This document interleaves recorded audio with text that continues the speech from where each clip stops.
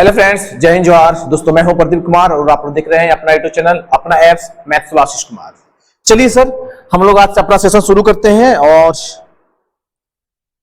जल्दी जल्दी सभी को जुड़ जाइएगा। मैं कुछ लोगों का लाइव कमेंट लेता हूं। रवि रंजन कुमार हमारे हैं, Neelam Kumari, Ravi Ranjan sir medieval history आप पर अपलोड कर दीजिए वीडियो। रवि रंजन, मैंने तो वीडियो अपलोड किया, आज भी मैंने आपका एप्स पर क्लास लिया था और हम लोगों ने मेडिएवल हिस्ट्री को एप्स पर जो है खत्म कर चुके हैं। हम लोग आज मुगल वंश शुरू किए थे एप्स पर, जाकर देखिएगा। झारखंड और जीके में जैसे टच कीजिएगा ना, तो आपको कुछ जब नीचे स्क्रॉल कीजिएगा तो आपको मेडिएवल हिस्ट्री का दिखेगा। आप उसमें जब टच कीजिएगा तो आपको बहुत सारा वीडियो मिलेगा आपका।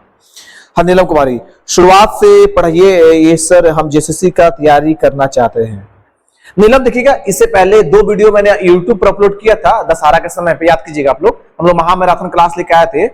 एक दिन मैंने आपको बताया था प्रस्तावना के बारे में, संविधान सभा के बारे में, और दूसरा वीडियो मैंने बताया था आपको भागवन, भारत के राज्यों और उसके संघ, और एक मैंने आपको बताया था नागरिकता के बारे में। ठीक है, तो भागवन और भाग 2 मैंने बता दिया था।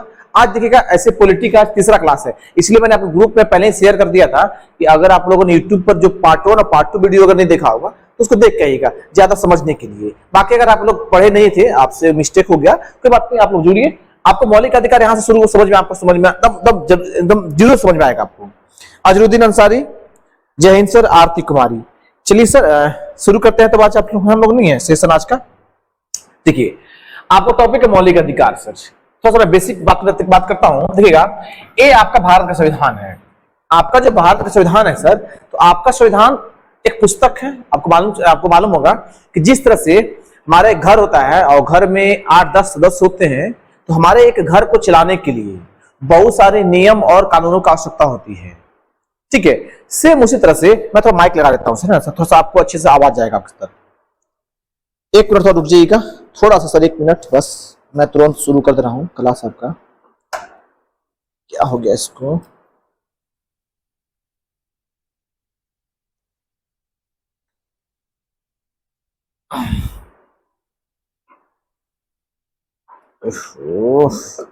कैसे कैसे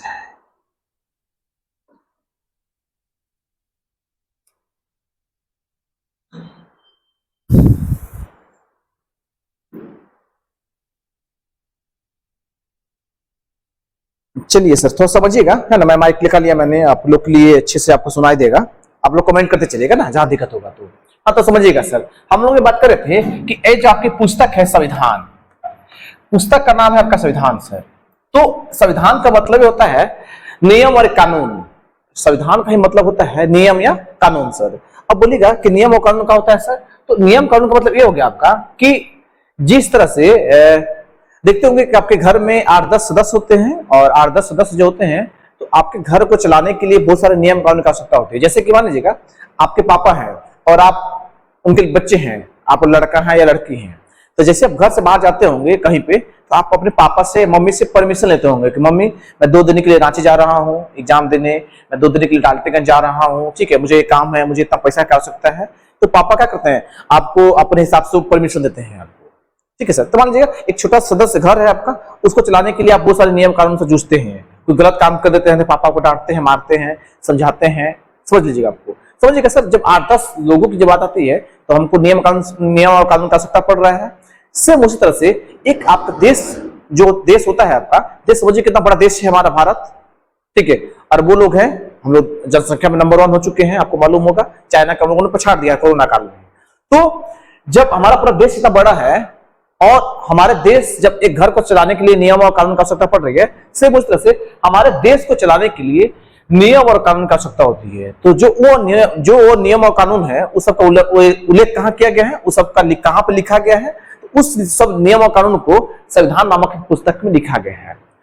जिस तरह से अंग्रेज हमारे पास थे तो उन्होंने हम पर शोषण, हमारे पर शासन किया था। बाद में जब चले गए, क्योंकि जो अंग्रेज आए थे तो उन्होंने अपने बनाए नियम और कानून के द्वारा हम पर शासन किया था। लेकिन जब चले गए तो हमको अपने हिसाब से, क्योंकि देश हमारा था, तो हमको अपने हिसाब से देश को संचालित करना था, देश को चलाना था। तो हम लोगों ने एक पुस्तक लिखा, हमारे संविधान निर्माताओं ने एक पुस्तक लिखा जिसका नाम है संविधान। समझिएगा, भारत देश का सबसे पवित्र पुस्तक अगर कोई है तो वो है आपका संविधान। क्योंकि इसी से आपको बहुत हक, आपका जो हक अधिकार है वो सब मिलता है। आपको क्या करना है देश के लिए, क्या नहीं करना है, सारा चीज आपका इस संविधान में लिखित है आपका।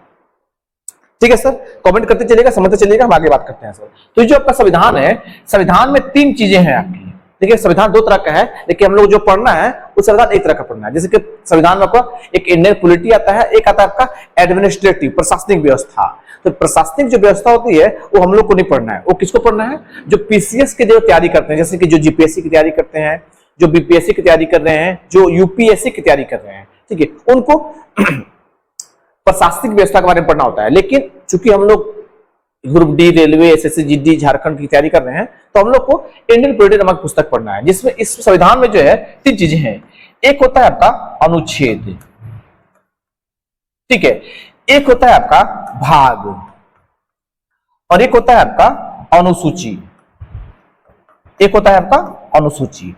समझिएगा सर आप लोग कि हमारा संविधान जो है 3 चीजों से मिलकर बना है। उसी में अनुच्छेद है, उसी में भाग है, उसी में अनुसूची है। जिस तरह से हमारा एक शरीर है, तो हमारे शरीर की जब छोटी इकाई कोशिका होती है, कोशिकाओं के समूह को हम लोग उत्तक बोलते हैं, उत्तक के समूह को हम लोग अंग बोलते हैं, और अंग के समूह को हम लोग अंगतंत्र बोलते हैं, और अंगतंत्र के समूह को हम लोग अपना शरीर बोल लेते हैं। इससे उसी तरह से अनुच्छेद मिलेगा, भाग मिलेगा, अनुसूची मिलेगा। जब तीनों मिल जाएंगे तो इसी को हम लोग बोलते हैं भारत का संविधान, भारत का संविधान। और आपके एग्जाम में भाग पूछता है कि भाग, जैसे कि आपके संविधान में वर्तमान में 25 भाग है, मैंने बताया था पहला वीडियो में, देखिएगा जाके, चाहे मेरे नोट्स में उल्लेखित है, आप लोग नोट्स पढ़िएगा मेरा। भाग 25 है आपके।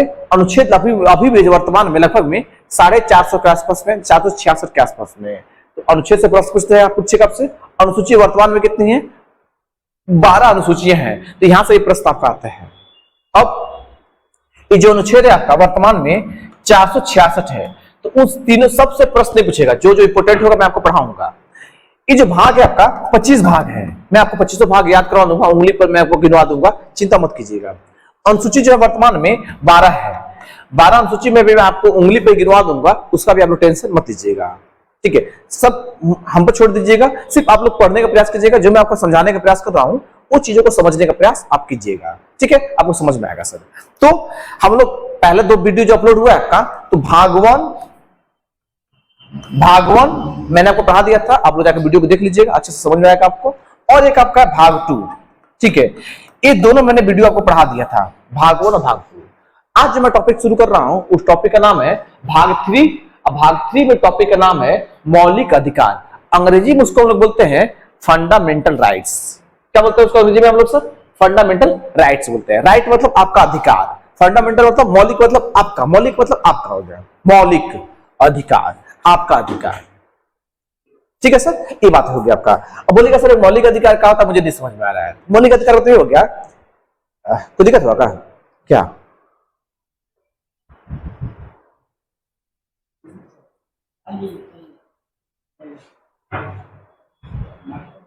नहीं?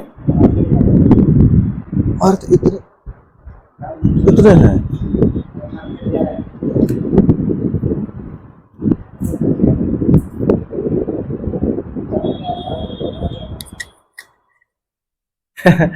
चलिए, तो ठीक है सर, आपको समझ में आ रहा होगा। अब बोलिएगा सर मौलिक अधिकार क्या है? तो देखिएगा, जैसे कि आपको पढ़ने का अधिकार है सर, आप भारत के नागरिक हैं, तो आपको वोट देने का अधिकार है, आपको बोलने का अधिकार है, ठीक है, कहीं भी जा सकते हैं, घूम सकते हैं, ये सारे अधिकार आपका मौलिक अधिकार है, ठीक है।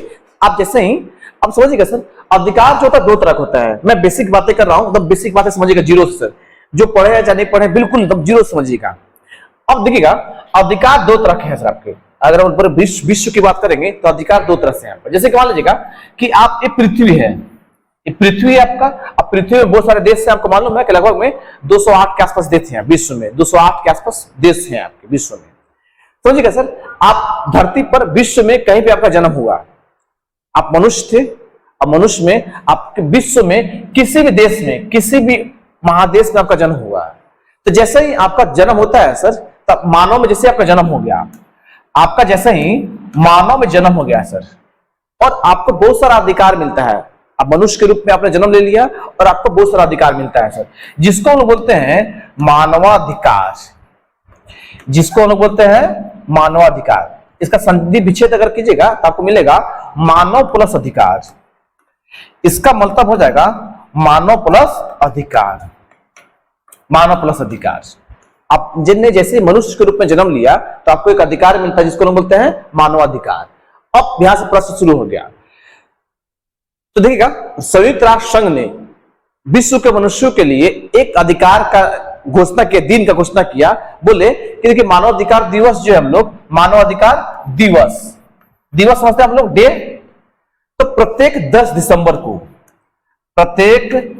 दिसंबर को पूरे विश्व में मानवाधिकार दिवस मिलता है। एक प्रश्न से पूछता है कि मानवाधिकार दिवस कब मनता है, तो आप लोग याद रखिएगा कि मानवाधिकार दिवस जो है 10 दिसंबर को मनाया जाता है। याद रखिएगा, बहुत ही वीवीआई इंपोर्टेंट है आपका। इसे झारखंड पुलिस में नहीं मैं बात कर रहा हूं सर, मैं पूरे ऑल ओवर इंडिया की कोई भी एग्जाम की बातें मैं कर रहा हूं। सारे एग्जाम में प्रश्न पूछे जाते हैं यहाँ से आपके। तो मानवाधिकार दिवस कब मनाते हैं ना, 10 दिसंबर को मनाते हैं। मनुष्य होने के नाते आपको बहुत सारा अधिकार मिला जिसको हम बोलते हैं मानवाधिकार दिवस। एग्जाम्पल के तौर पर मैं आपको देखकर समझाता हूं।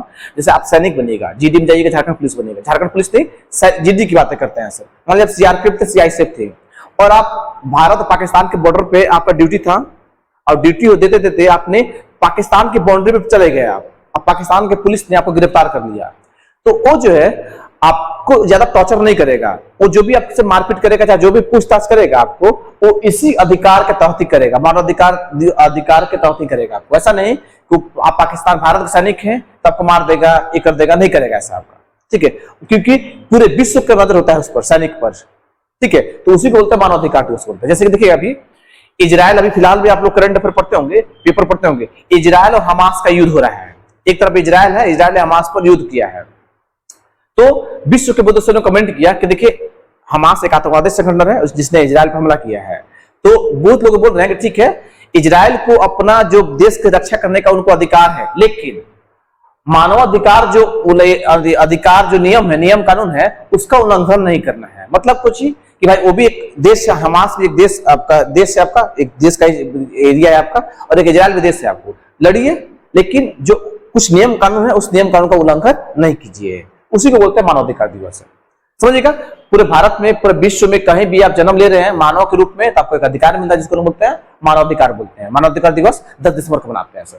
आइए बात करते हैं, जैसे ही आपका जन्म भारत के किसी भी क्षेत्र में हो गया, जैसे ही आपका जन्म भारत के किसी भी क्षेत्र में हो गया, तो आपको एक अधिकार मिलता है जिसको हम लोग बोलते हैं मौलिक अधिकार।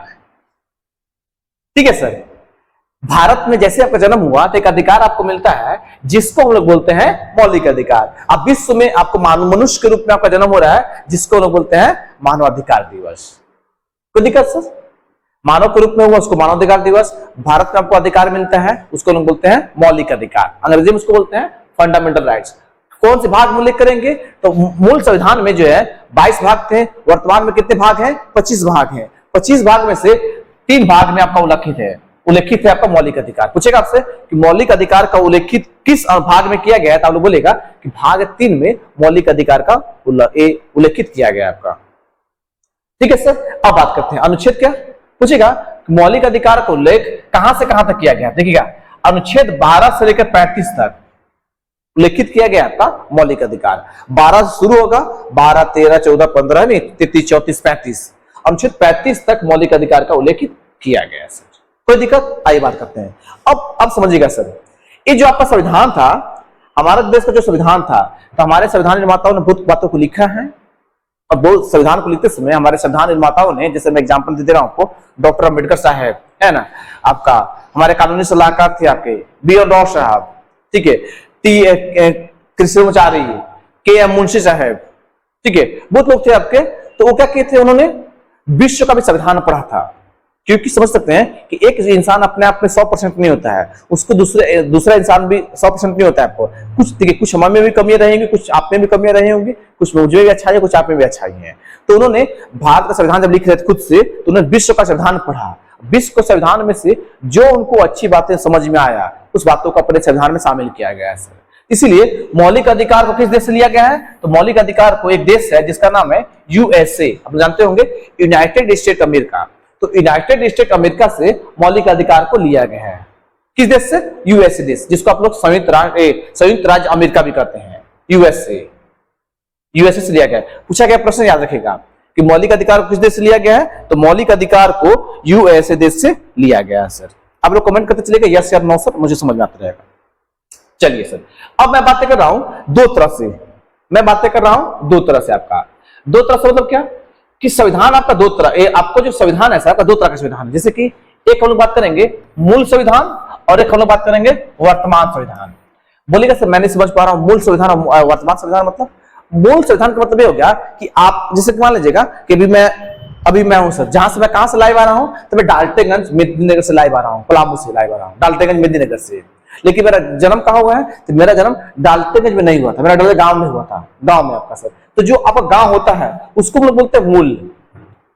अब वर्तमान में मैं वर्तमान में कहां हूं, मैं वर्तमान में डाल्टनगंज में हूं।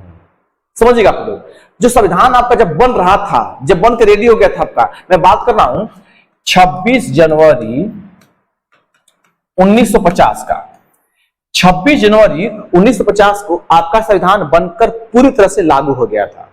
कब बात कर रहा हूं मैं सर, तो 26 जनवरी 1950 की मैं बातें कर रहा हूं। आपका संविधान बन भी गया था और पूरी तरह से लागू भी हो गया था। तो इसी दिन को हम लोग क्या बोलेंगे, लागू हुआ था संविधान आपका। यही शुरुआत की बात करेंगे सर, यही आपका हो गया मूल संविधान, यही हो गया आपका मूल संविधान हो गया आपका, ये आपका हो गया। ठीक है सर। वर्तमान मतलब 2023 की बातें कर रहे हैं सर, अभी 2023 अपडेट की बातें कर रहे हैं हम लोग। तो मूल संविधान मतलब जब संविधान का बना था, और अभी वर्तमान की बातें कर रहे हैं सर। तो दो तरह बातें क्या हो गया, मूल संविधान में कितने मौलिक अधिकार थे, तो मूल संविधान में 7 मौलिक अधिकार थे। कितने मौलिक अधिकार थे मूल संविधान में, जिसमें आपका संविधान बना था उसमें 7 मौलिक अधिकार थे। वर्तमान में कितने मौलिक अधिकार है, 6 मौलिक अधिकार है। हुआ क्या कि एक मौलिक अधिकार को हटा दिया गया है। कौन से मौलिक अधिकार को हटा दिया गया है, तो संपत्ति का अधिकार मौलिक अधिकार को हटा दिया गया है। क्यों हटाया गया था, बातें करेंगे सर, आइए बात करते हैं। अब जो 7 मौलिक अधिकार है, पहले 7 मौलिक अधिकार का देख लेते हैं कौन कौन थे आपके। अगर पूछेगा कि मूल संविधान में कितने मौलिक अधिकार थे, तब याद रखेगा 7 थे। वर्तमान में कितने हैं, 6 हैं। एक आपका हट गया है, संपत्ति का अधिकार। ठीक है, अब बात 7 को पढ़ते हैं सर। पहला कौन अधिकार है आपका, समानता का अधिकार। दूसरा कौन है, स्वतंत्रता का अधिकार। तीसरा कौन है, शोषण के विरुद्ध अधिकार। चौथा कौन है, धार्मिक स्वतंत्रता का अधिकार। पांचवा कौन है, सांस्कृतिक एवं शैक्षणिक अधिकार। और छठा कौन है आपका, छठा है आपका संविधान संपत्ति का अधिकार। छठा है आपका संपत्ति का अधिकार। कहां गया ये, हाँ सर यहाँ पे आ गया, यहाँ पे हाँ। छठा कौन है आपका, संपत्ति का अधिकार। और सातवां कौन है आपका, संवैधानिक उपचारों का अधिकार। अब बोलेगा सर सातों को कैसे याद है, तो मुझे याद है, आपको भी याद रहेगा। जैसे कि समानता का अधिकार हो गया, स्वतंत्रता का अधिकार हो गया, शोषण के विरुद्ध अधिकार हो गया, संपत्ति का अधिकार हो गया, सांस्कृतिक और शैक्षणिक अधिकार हो गया आपका, और एक आपका ये हो गया आपका संवैधानिक उपचारों का अधिकार हो गया। तो संविधान 7 मौलिक अधिकार थे, आपको भी याद रहेगा, चिंता मत कीजिएगा आपको सर। अब बातें करेंगे सर कि संपत्ति के जो अधिकार है अभी नहीं है। संपत्ति के अधिकार को हम लोगों ने हटा दिया था। हुआ यह था कि 1975-80 के दौर में, ठीक है, जैसे देखिएगा आप, हम लोग टैक्स देते हैं। जैसे हमारा अगर आपका सरकारी नौकरी हो जाएगा तो आपका अगर इनकम 5 लाख से ऊपर, 7 लाख से ऊपर हो जाएगा, ठीक है, तो आपका कीजिएगा सरकार को टैक्स देते हैं कि भाई 5%, 10% आपका सैलरी से टैक्स कटेगा, क्योंकि आपका देश टैक्स से चलता है। टैक्स हम लोग देते हैं तो ये आपका देश चलता है आपका, समझ रहे हैं सर। तो वह कहा था कि 1975-76 के आसपास में भारत के लोगों में क्या गया था, बेईमानी ज्यादा बढ़ गया था। लोगों ने पैसा छुपाना शुरू कर दिया था। इसलिए भारत की सरकार ने उस समय, जो वर्तमान सरकार थी, उन्होंने संविधान में संशोधन किया। संशोधन मतलब बदलाव किया, संशोधन किया। उन्होंने संपत्ति के अधिकार को हटा दिया और इसको क्या किया, बोले कि नहीं, संपत्ति का जो अधिकार था, अधिकार आपका नहीं रहेगा, संपत्ति रहेगा आपका संपत्ति का, लेकिन क्या करेगा, एक कानूनी अधिकार रहेगा। आप पैसा कमाइए, जितना पैसा कमाना उतना पैसा कमा रहे, जो जॉब करना वो जॉब कीजिए, लेकिन आपको सरकार को बताना होगा कि आपकी सैलरी कितनी है, आपकी संपत्ति कितनी है। देखते होंगे आप लोग, आए दिन सीबीआई का, ईडी का छापा पड़ता है अमीर अमीर लोगों के पास, और बोरा में से पैसा निकलता है, देखते होंगे आप लोग।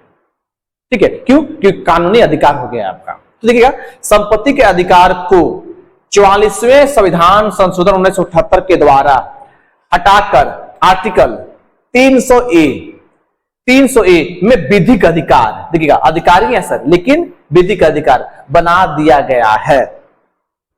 संपत्ति का अधिकार को हटाया कब है, तो 44वें संविधान संशोधन 1978 में। इस संशोधन का मतलब क्या होता है, तो संशोधन का मतलब होता है बदलाव करना, चेंजिंग करना। पहले था, अब नहीं है, हटा दिए उसको हम लोग, उसी को बोलते हैं बदलाव। तो 44वें संविधान संशोधन 1978 में संपत्ति के अधिकार को हटा दिए हैं और उसको हम लोग कौन अधिकार बना दिए हैं, विधिक अधिकार बना दिए हैं। विधि का मतलब होता है कानूनी अधिकार। विधि का मतलब होता है कानूनी अधिकार। सारे लोगों के पास पीडीएफ होगा, मैंने पीडीएफ ग्रुप में शेयर किया था, ठीक है।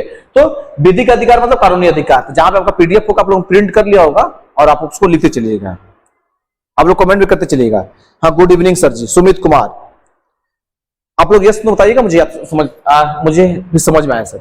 आई बात करते हैं हम लोग। तो बात क्या होगा सर, संपत्ति का अधिकार को हटा दिए और उसका किया हम लोग विधिक अधिकार बना दिए, मतलब कानूनी अधिकार बना दिए। और संशोधन का मतलब बदलाव होता है। कब हटाए थे?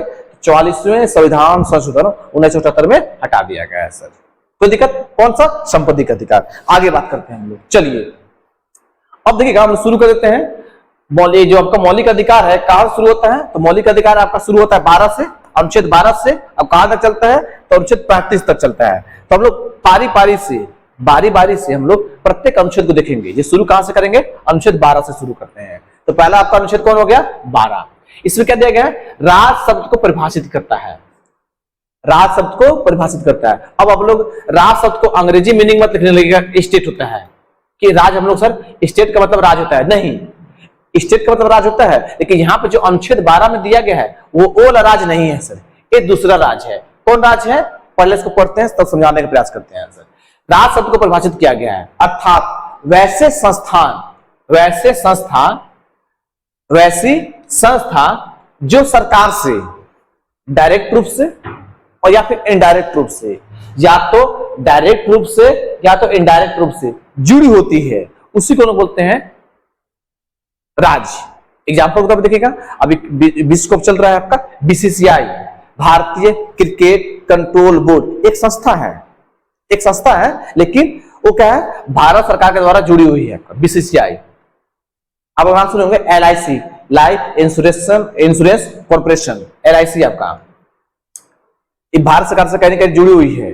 Cell, steel authority of India limited, ये सारे के सारे क्या, और भी बहुत सारे हो सकते हैं आपके। यही सब आपको राज शब्द का परिभाषित किया गया आपका इसमें आपका, ठीक है सर आपका। तो अनुच्छेद 12 याद रखिएगा, राज शब्द को परिभाषित किया गया। राज का मतलब स्टेट नहीं होगा, राज का मतलब ये होगा आपका। 13 की बात करते हैं, अनुच्छेद 13 का। तो 13 में क्या दिया गया सर आपका? तो संसद, क्या सर? संसद।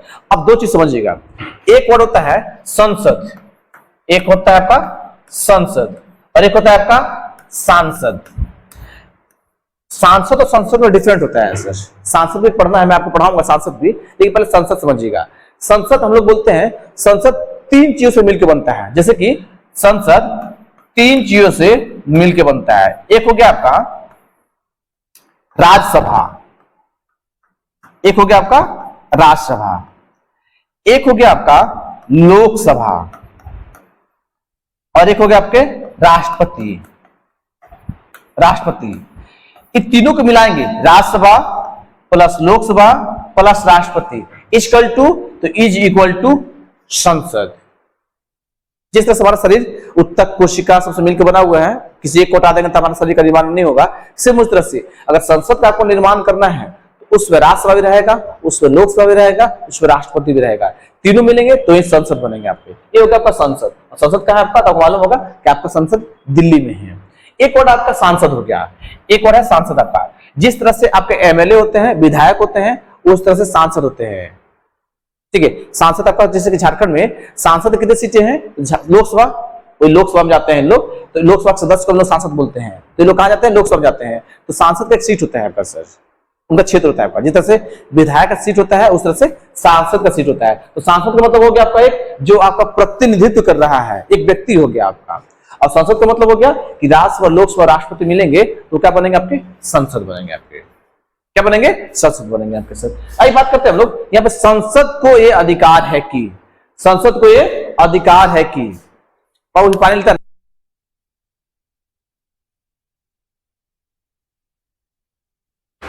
संसद को यह अधिकार है कि वह मौलिक अधिकार में संशोधन कर सकती है। मौलिक अधिकार में संशोधन कर सकती है। किसको अधिकार है सर? तो अधिकार है संसद को। संसद को सिर्फ अधिकार है आपका कि वो मौलिक अधिकार में संशोधन कर सकती है आपकी, लेकिन संविधान की मूल संरचना में परिवर्तन नहीं कर सकते हैं। मूल संरचना का मतलब क्या हो गया? मूल स्ट्रक्चर, बेसिक स्ट्रक्चर। जो संविधान हमारे जो निर्माताओं ने शुरुआती दौर में जो लिखा है बातों को, उसको बदल सकते हैं लेकिन पूरी तरह से बदल नहीं सकते। एग्जाम्पल मतलब देखिएगा आपको, जैसे कि आरक्षण एक वर्ड है, हालांकि आरक्षण शब्द का संविधान में उल्लेखित नहीं है, लेकिन एक वर्ड आता है प्रतिनिधित्व, एक वर्ड आता है प्रतिनिधित्व। तो देखते होंगे कि प्रत्येक क्षेत्र में अलग अलग सीट होता है प्रतिनिधित्व, जिसको अंग्रेजी में बोलते हैं रिप्रेजेंटेटिव। इसको आप नहीं हटा सकते हैं। जैसे कि हमारा संविधान कैसा है, लोकतांत्रिक है, लोकतंत्र है आपका, राजतंत्र नहीं है। राजतंत्र और लोकतंत्र डिफरेंट होता है आपका। तो आपका भारत, हमारा देश कैसा है, लोकतंत्र है आपका, तो उसको बदल नहीं सकते हैं। उसी को बोलते हैं हम लोग मूल संरचना। संशोधन कीजिए, लेकिन मूल संरचना में परिवर्तन नहीं कर सकते हैं आप लोग। तो ये बातें हो गया आपका सर। तो 12 में क्या था कि राष्ट्रपति को परिभाषित कर रहा है, और 13 में क्या है कि संसद को अधिकार है कि वह संविधान में संशोधन कर सकती है, मौलिक अधिकार में संशोधन कर सकती है, लेकिन मूल संरचना में संशोधन नहीं कर सकती है आपका। ठीक है सर, तो 12 तरह समझ गया आपका। चलिए अब आगे बात करते हैं सर। अब आपको मालूम होगा कि जो मूल संविधान में थे 7 मौलिक अधिकार थे, वर्तमान में कितने मौलिक अधिकार हैं, 6 मौलिक अधिकार है। 6 मौलिक अधिकार को हम लोग पारी पारी से पढ़ेंगे, क्योंकि मैंने 7वां मौलिक अधिकार में पढ़ा दिया है संपत्ति का अधिकार। 44वें संविधान संशोधन 1978 ईस्वी में हम लोगों ने संपत्ति के अधिकार को हटाकर अनुच्छेद 300A में ले गए हैं, और उसको मौलिक अधिकार से हटाकर हम लोगों ने उसको कानूनी अधिकार, विधि का अधिकार बना दिया है। किसको, संपत्ति का अधिकार को। तो पहला जो आपका अधिकार है मौलिक अधिकार में सर, समानता का अधिकार। कौन होगा आपका, समानता का अधिकार। अंग्रेजी में इसको लोग बोलते हैं राइट्स टू इक्वालिटी। अंग्रेजी में इसको हम लोग अगर बात करेंगे तो इसको हम लोग बोलते हैं राइट्स टू इक्वालिटी। इक्वालिटी मतलब लोग समझते होंगे समानता, समानता, राइट्स टू इक्वालिटी मतलब आप भी मनुष्य, मैं भी मनुष्य है सर। आपका जाति धर्म कोई अलग हो गया, मेरा भी जाति धर्म अलग हो गया, लेकिन उससे कोई मतलब नहीं है। ठीक है, हम लोग सभी को एक बराबर अधिकार मिलेगा, बैलेंस अधिकार होगा। ऐसा नहीं कि आपको अधिक मिलेगा मुझे कम मिलेगा, या मुझे अधिक मिलेगा आपको कम मिलेगा, ऐसा नहीं है। सभी को बराबर अधिकार मिलेगा, उसी को बोलते हैं हम लोग समानता का अधिकार। तो पहला प्रश्न पूछेगा आपका कि पहला अधिकार कौन है आपका, तो पहला अधिकार आपका समानता का अधिकार। कहां से उल्लेखित है आपका, तो अनुच्छेद 14 से लेकर अनुच्छेद 18 तक उल्लेखित है आपका समानता का अधिकार। कितने अनुच्छेद है, प्रश्न एग्जाम में पूछा गया आपका कि समानता के अधिकार में कितने अनुच्छेद हैं। तो याद रखिएगा कि समानता के अधिकार में आपका 5 अनुच्छेद है। आपको 4 दिख रहा होगा, मुझे 5 दिख रहा है। देखिए आपके समक्ष लिखते हैं सर। एक अनुच्छेद 14 हो गया, बोलिए यस सर। 15 हो गया, 16 हो गया, 17 हो गया, 18 हो गया। काउंटिंग कीजिए, 1 2 3 4 5। ये भी प्रश्न आपसे एग्जाम में पूछा गया है, और बहुत बच्चों ने गलत भी किया था इसको कि समानता के अधिकार में कितने अनुच्छेद हैं, तो आप लोग बोलिएगा 5 अनुच्छेद हैं सर, 14 से लेके 18 तक आपका। अब बात वही करेंगे, अब एक का गोल पढ़ेंगे, अनुच्छेद 14 को भी पढ़ेंगे, 15 16 17 18 सभी अनुच्छेद को पढ़ेंगे, क्योंकि सभी अनुच्छेद से प्रश्न पूछता है। याद करने का प्रयास मत कीजिएगा, मैं आपको याद कराऊंगा, सिर्फ आप सुनते चलिएगा। आई बात करते हैं सर, अनुच्छेद 14 में क्या दिया गया है, तो अनुच्छेद 14 में 2 चीज दिया गया है आपका। यहाँ पे टाइपिंग वाले भैया ने कमाल कर दिया है, तो टाइपिंग मिस्टेक हुआ है आपका। 2 चीज है आपका, एक है आपका, एक है आपका विधि के समक्ष समानता, और एक है आपका विधियों के समान संरक्षण। 2 चीज है आपका। अब बोलिएगा सर विधि मतलब क्या होता है, विधि मतलब होता है कानून। विधि का मतलब होता है कानून। देखिएगा आप लोग सर, विधि का मतलब होता है कानून। कानून के नजर में सभी लोग बराबर होंगे, चाहे अमीर होगा, चाहे वो गरीब होगा, चाहे वो किसी भी जाति से होगा, किसी भी धर्म से होगा, उससे मतलब नहीं है, चाहे महिला हो चाहे पुरुष हो। कानून की नजर में सभी को बराबर है। ऐसा नहीं कि मुकेश अंबानी को ज्यादा कोई वैल्यू मिलेगा, हमको कम वैल्यू मिलेगा, ऐसा कोई बात नहीं है कानून की नजर में। ठीक है, तो वही होगा आपका, कानून की नजर में सभी को बराबर होंगे। इसको हम लोग कहां से लिए हैं, तो एक देश है आपका ब्रिटेन। कौन देश है आपका, ब्रिटेन। ब्रिटेन देश से इसको लिया गया है। और दूसरा क्या है आपका, विधियों का समान संरक्षण, उसको कहां से लिया गया, यूएसए देश से लिया गया। संरक्षण का मतलब होता है रक्षा करना। जैसे देखते होंगे आए दिन अभी फिलहाल में दशहरा हुआ था, दशहरा में कमेटी बना होगा, जिसके कुछ अध्यक्ष होंगे, कुछ अध्यक्ष होंगे, कुछ सचिव होंगे, एक संरक्षक होंगे, देखरेख करने वाले। तो कानूनों की जो देखरेख की नजर, जो देखरेख करता है कानूनों का, उसको कहां से हम लोग लिए हैं, तो यूएसए एक देश है, यूनाइटेड स्टेट अमेरिका, उस देश में लिया गया आपका विधियों के समान संरक्षण आपका। तो 2 चीज हो गया। अनुच्छेद 14 में क्या हो गया, तो पहले क्या दिया गया है कि विधि के समक्ष समानता और विधियों के समान संरक्षण, मतलब कानून की नजर में सभी लोग बराबर होंगे, चाहे वो बड़ा होगा छोटा होगा, उससे मतलब नहीं है सर। विधि के समक्ष समानता को लोग ब्रिटेन से लिए हैं, और समान संरक्षण को हम लोग यूएसए से लिए हैं आपका। तो अनुच्छेद 14 को याद हो जाएगा। आई बात करते हैं 15 के बारे में। 15 में क्या दिया गया है, तो 15 में दिया गया है कि कोई भी व्यक्ति भारत में अगर आ रहा है, उसका कोई भी धर्म होगा, समझ रहे हो धर्म आप लोग, हिंदू धर्म, मुस्लिम धर्म, जैन धर्म, बौद्ध धर्म, कोई भी धर्म होगा, कोई भी जाति होगा, जाति आप लोग समझते होंगे, ठीक है, आप एससी हैं, एसटी हैं, ओबीसी हैं, जनरल अलग बात हो गया आपका।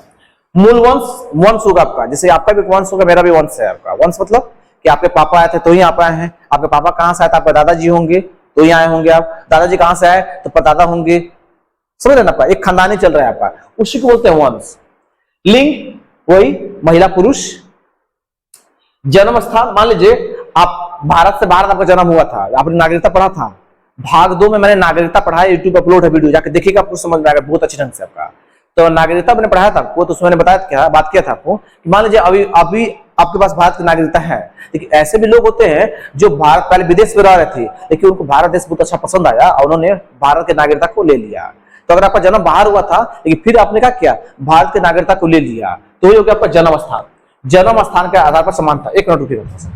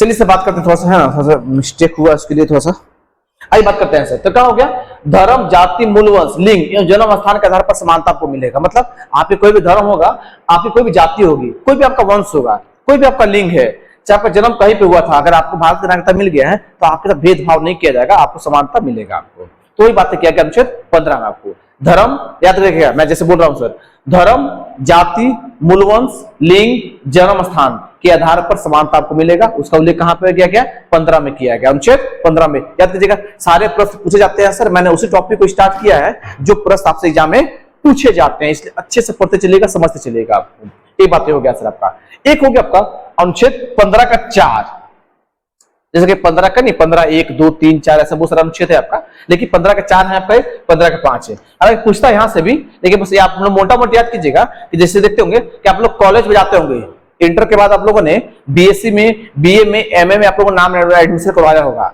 तो वहां जब आप लोगों ने किया होगा तो आप लोगों ने मार्कशीट दिया होगा, परसेंटेज, तो आपको आप मेरिट लिस्ट निकलता होगा, तो मेरिट लिस्ट के अकॉर्डिंग आपको कॉलेज में एडमिशन मिलता होगा। जैसे कि मान लीजिएगा आप एससी कैटेगरी से बिलोंग करते हैं, मैं तो उसको मिटा रहा हूं सर।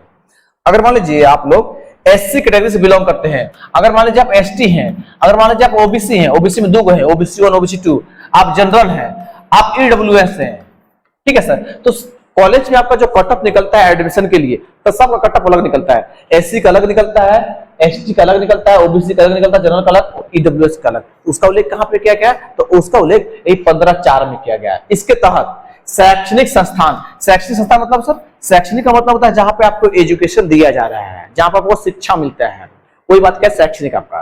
तो शैक्षणिक संस्थान में एससी, एसटी, ओबीसी और कमजोर वर्ग ईडब्ल्यूएस जिनको आरक्षण मिलता है, क्या सर, उनको आरक्षण दिया जाता है कॉलेज में, स्कूलों में, छोटे छोटे स्कूलों में, जैसे कि है ना, स्कूलों में दिया जाता है आपको सर। लेकिन 15 के 5 में क्या हुआ, ये देखिए हायर एजुकेशन की बात करेंगे, वहां पे आरक्षण दिया जाता है आपका। तो 15 के 4 में, 15 के 5 में आपका, तो 15 के 4 में क्या है आपका, 15 में क्या है आपका, तो धर्म, जाति, मूल, वंश, लिंग के आधार भेद समानता रहेगा, आपको भेदभाव नहीं करेगा। लेकिन कुछ अपवाद में है, अपवाद में कौन कौन है, 15 का 4 और 15 का 5, ये अपवाद है।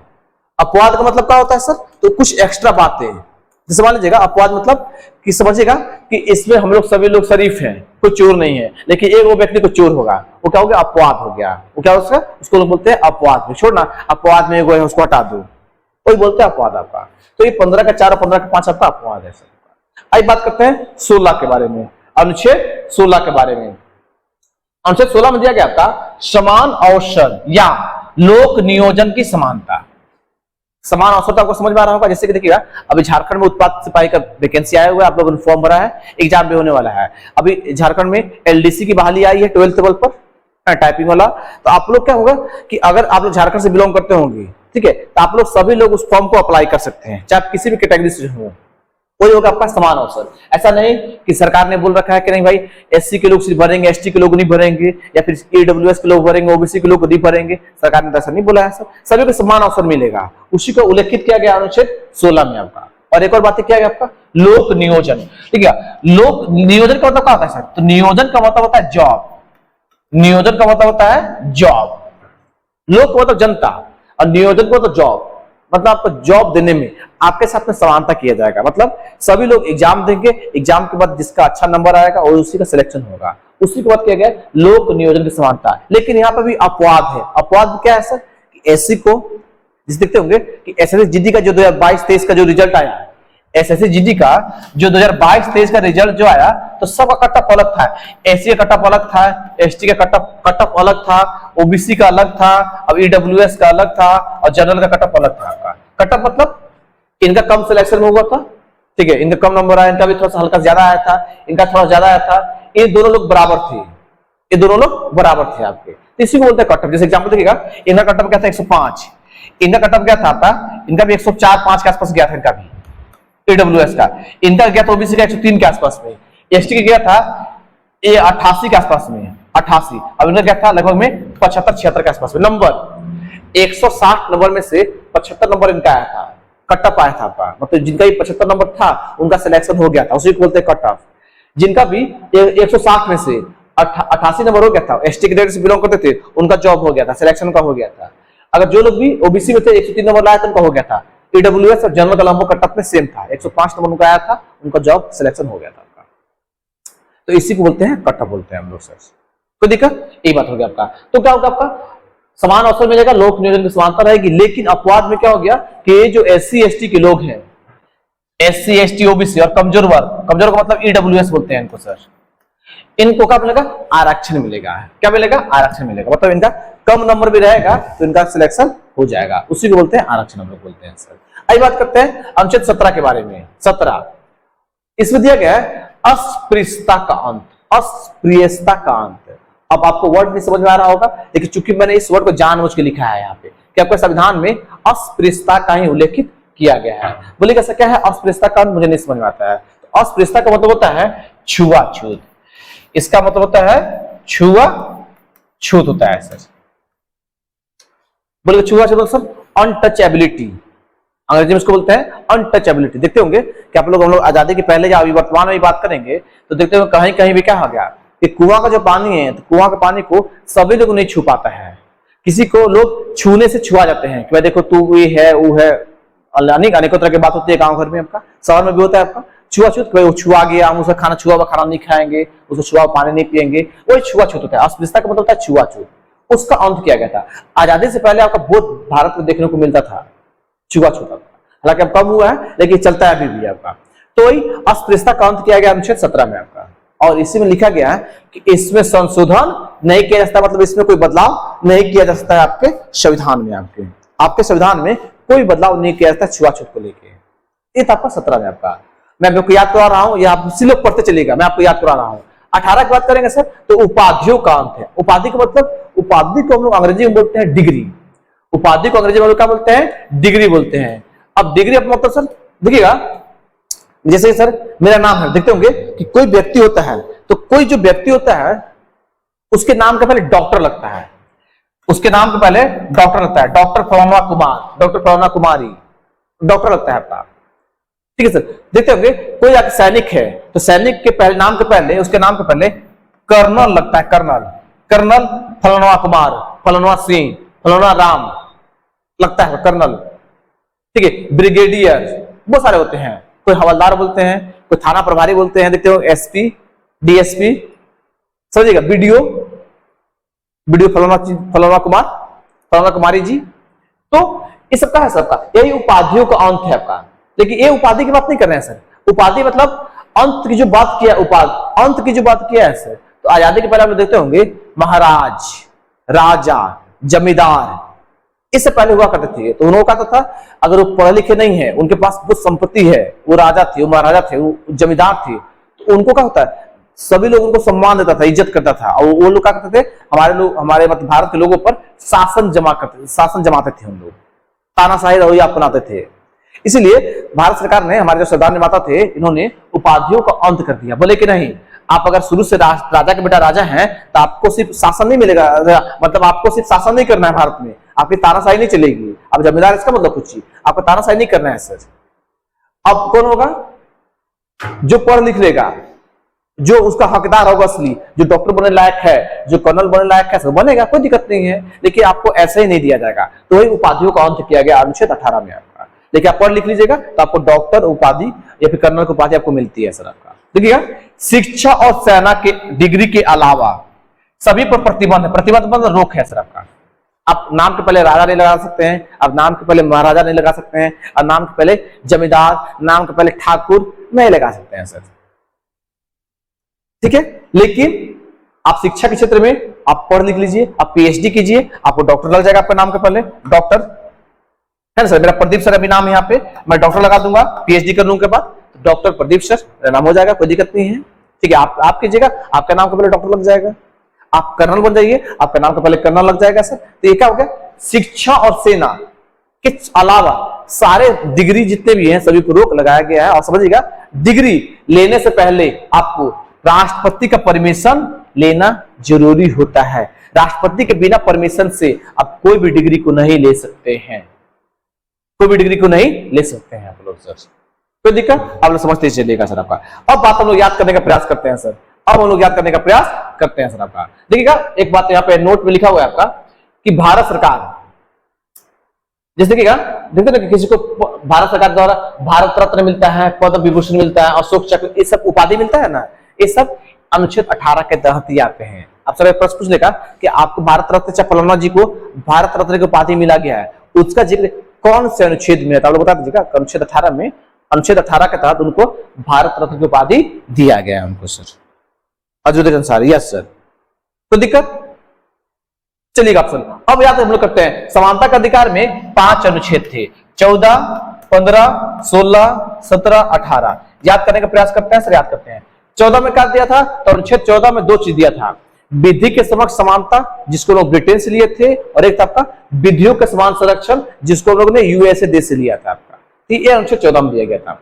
आइए बात करते हैं 15 में सर। तो 15 में क्या था कि धर्म, जाति, मूलवंश, लिंग, जन्म स्थान के आधार पर सभी को समानता मिलेगा, किसी से भेदभाव नहीं किया जाएगा आपका। 2 अनुच्छेद अपवाद में यहाँ पर 15 का 4 भी था, 15 का 5 भी था। 15 का 4 में क्या था, तो 15 के 4 में था आपको कि एससी, एसटी, ओबीसी और ईडब्ल्यूएस के लोगों को शैक्षणिक संस्थानों में, जहां पे पढ़ते हैं, कॉलेज में, आपके यूनिवर्सिटी में, आपका उनको छूट मिलेगा। 15 के 5 में क्या था, हायर एजुकेशन में उनको छूट मिलेगा, 15 के 5 में आपका। 16 में क्या था आपका, तो 16 में था आपका समान अवसर या फिर जॉब, लोक नियोजन की समानता आपको रहेगी, अनुच्छेद 16 में आपका। अपवाद में एससी, एसटी, ओबीसी और ईडब्ल्यूएस था आपका, जिनको आरक्षण मिलता है। 17 में क्या था, अस्पृश्यता का अंत, छुआछूत का अंत, अनटचेबिलिटी का अंत, किसी के छुआने से आपको चीज नहीं छुआएगा, ठीक है, उसी का अंत किया गया अनुच्छेद 17 में का। क्योंकि भाई वो भी इंसान है, आप इंसान है तो भी इंसान है, ठीक है, भले वो गरीब है लेकिन वो भी इंसान ही है आपके। अनुच्छेद 18 में क्या था, उपाधियों का अंत। कौन सी उपाधियों का अंत, जो राजा, महाराजा, जो जमींदार, जो ठाकुर लगाते थे नाम के पहले, वो अब नहीं लगाएंगे सर। कौन लगाएंगे, शिक्षा के क्षेत्र में आप जितना पढ़ लीजिए आपको डिग्री मिलता जाएगा। आप सेना के क्षेत्र में आप जो इतना बड़ा पद लीजिएगा, पद लीजिए, आपको मिलेगा सर। और भारत रत्न, पद्म विभूषण, जितने भी उपाधियां हैं आपको सब मिलेगी इसी अनुच्छेद के तहत, लेकिन आपको राष्ट्रपति से परमिशन लेना होगा आपको सर। तो 4-5 अनुच्छेद थे आपका, 5 अनुच्छेद मैंने बता दिया सर आपका। समानता का अधिकार, ठीक है सर, उसमें 5 अनुच्छेद हैं। विधि के समक्ष समानता, क्या आपका धर्म, जाति, मूलवंश, लिंग, जन्म स्थान का विरोध नहीं किएंगे सर। 16 में क्या था आपका, समान अवसर, लोक नियोजन की समानता आपका। 17 में क्या था, अनटचेबिलिटी, छुआछूत आपका। 18 में क्या था, उपाधियों का अंत। ये 5 अनुच्छेद थे आपका सर। हाँ, एसएससी जीडी का क्लास हो रहा है सर जी। हाँ सुजीत कुमार, एसएससी जीडी का क्लास हो रहा है आपका। आप लोग हमारे ऑफलाइन बैच में आ सकते हैं, अगर ऑनलाइन पढ़ना है तो ऑनलाइन भी हमारा कोर्स अवेलेबल है, आप लोग पढ़ सकते हैं। बहुत मजा आ रहा है सर, आप बहुत अच्छे से एक्सप्लेन करके पढ़ाते हैं, रवि रंजन कुमार। चलिए धन्यवाद सर, चलिए पढ़ते चलिएगा, बहुत मजा आएगा आपको सर। आज बात करते हैं दूसरा मौलिक अधिकार है आपका, जिसका नाम है स्वतंत्रता का अधिकार है, जिसका नाम है स्वतंत्रता का अधिकार। अंग्रेजी में इसको क्या बोलते हैं? अंग्रेजी में बोलते हैं उसको लोग राइट्स टू फ्रीडम। फ्री, आप फ्री है, डम, फ्रीडम मतलब आजाद है आप। तो स्वतंत्रता का अधिकार या फिर आजादी का अधिकार, आप आजाद हैं सर, आप किसी गुलाम नहीं है, कोई अधिकार हम लोग बात करेंगे। कितने अनुच्छेद हैं? तो अनुच्छेद 19 से शुरू करेंगे 22 तक सर। अनुच्छेद 4 हो गया ना आपका, देखिएगा अनुच्छेद 19, अनुच्छेद 20, अनुच्छेद 21 और अनुच्छेद 22, 4 अनुच्छेद हैं आपके स्वतंत्रता का अधिकार में। समानता का अधिकार में आपके 5 अनुच्छेद थे और स्वतंत्रता का अधिकार में आपके 4 अनुच्छेद है आपका। अभी बात करेंगे सर 19, 20, 21, 22 हम लोग शुरू करते हैं चारों का, एक बार पढ़ने का प्रयास करते हैं सर आपका। थोड़ा देखिएगा सर, मैं पानी लेके आ रहा हूं, थोड़ा सा मेरा ऑफिस से पानी नहीं है, मैं पानी लेके आ रहा हूं, थोड़ा रुकिएगा आप लोग, थोड़ा सा रुकिएगा।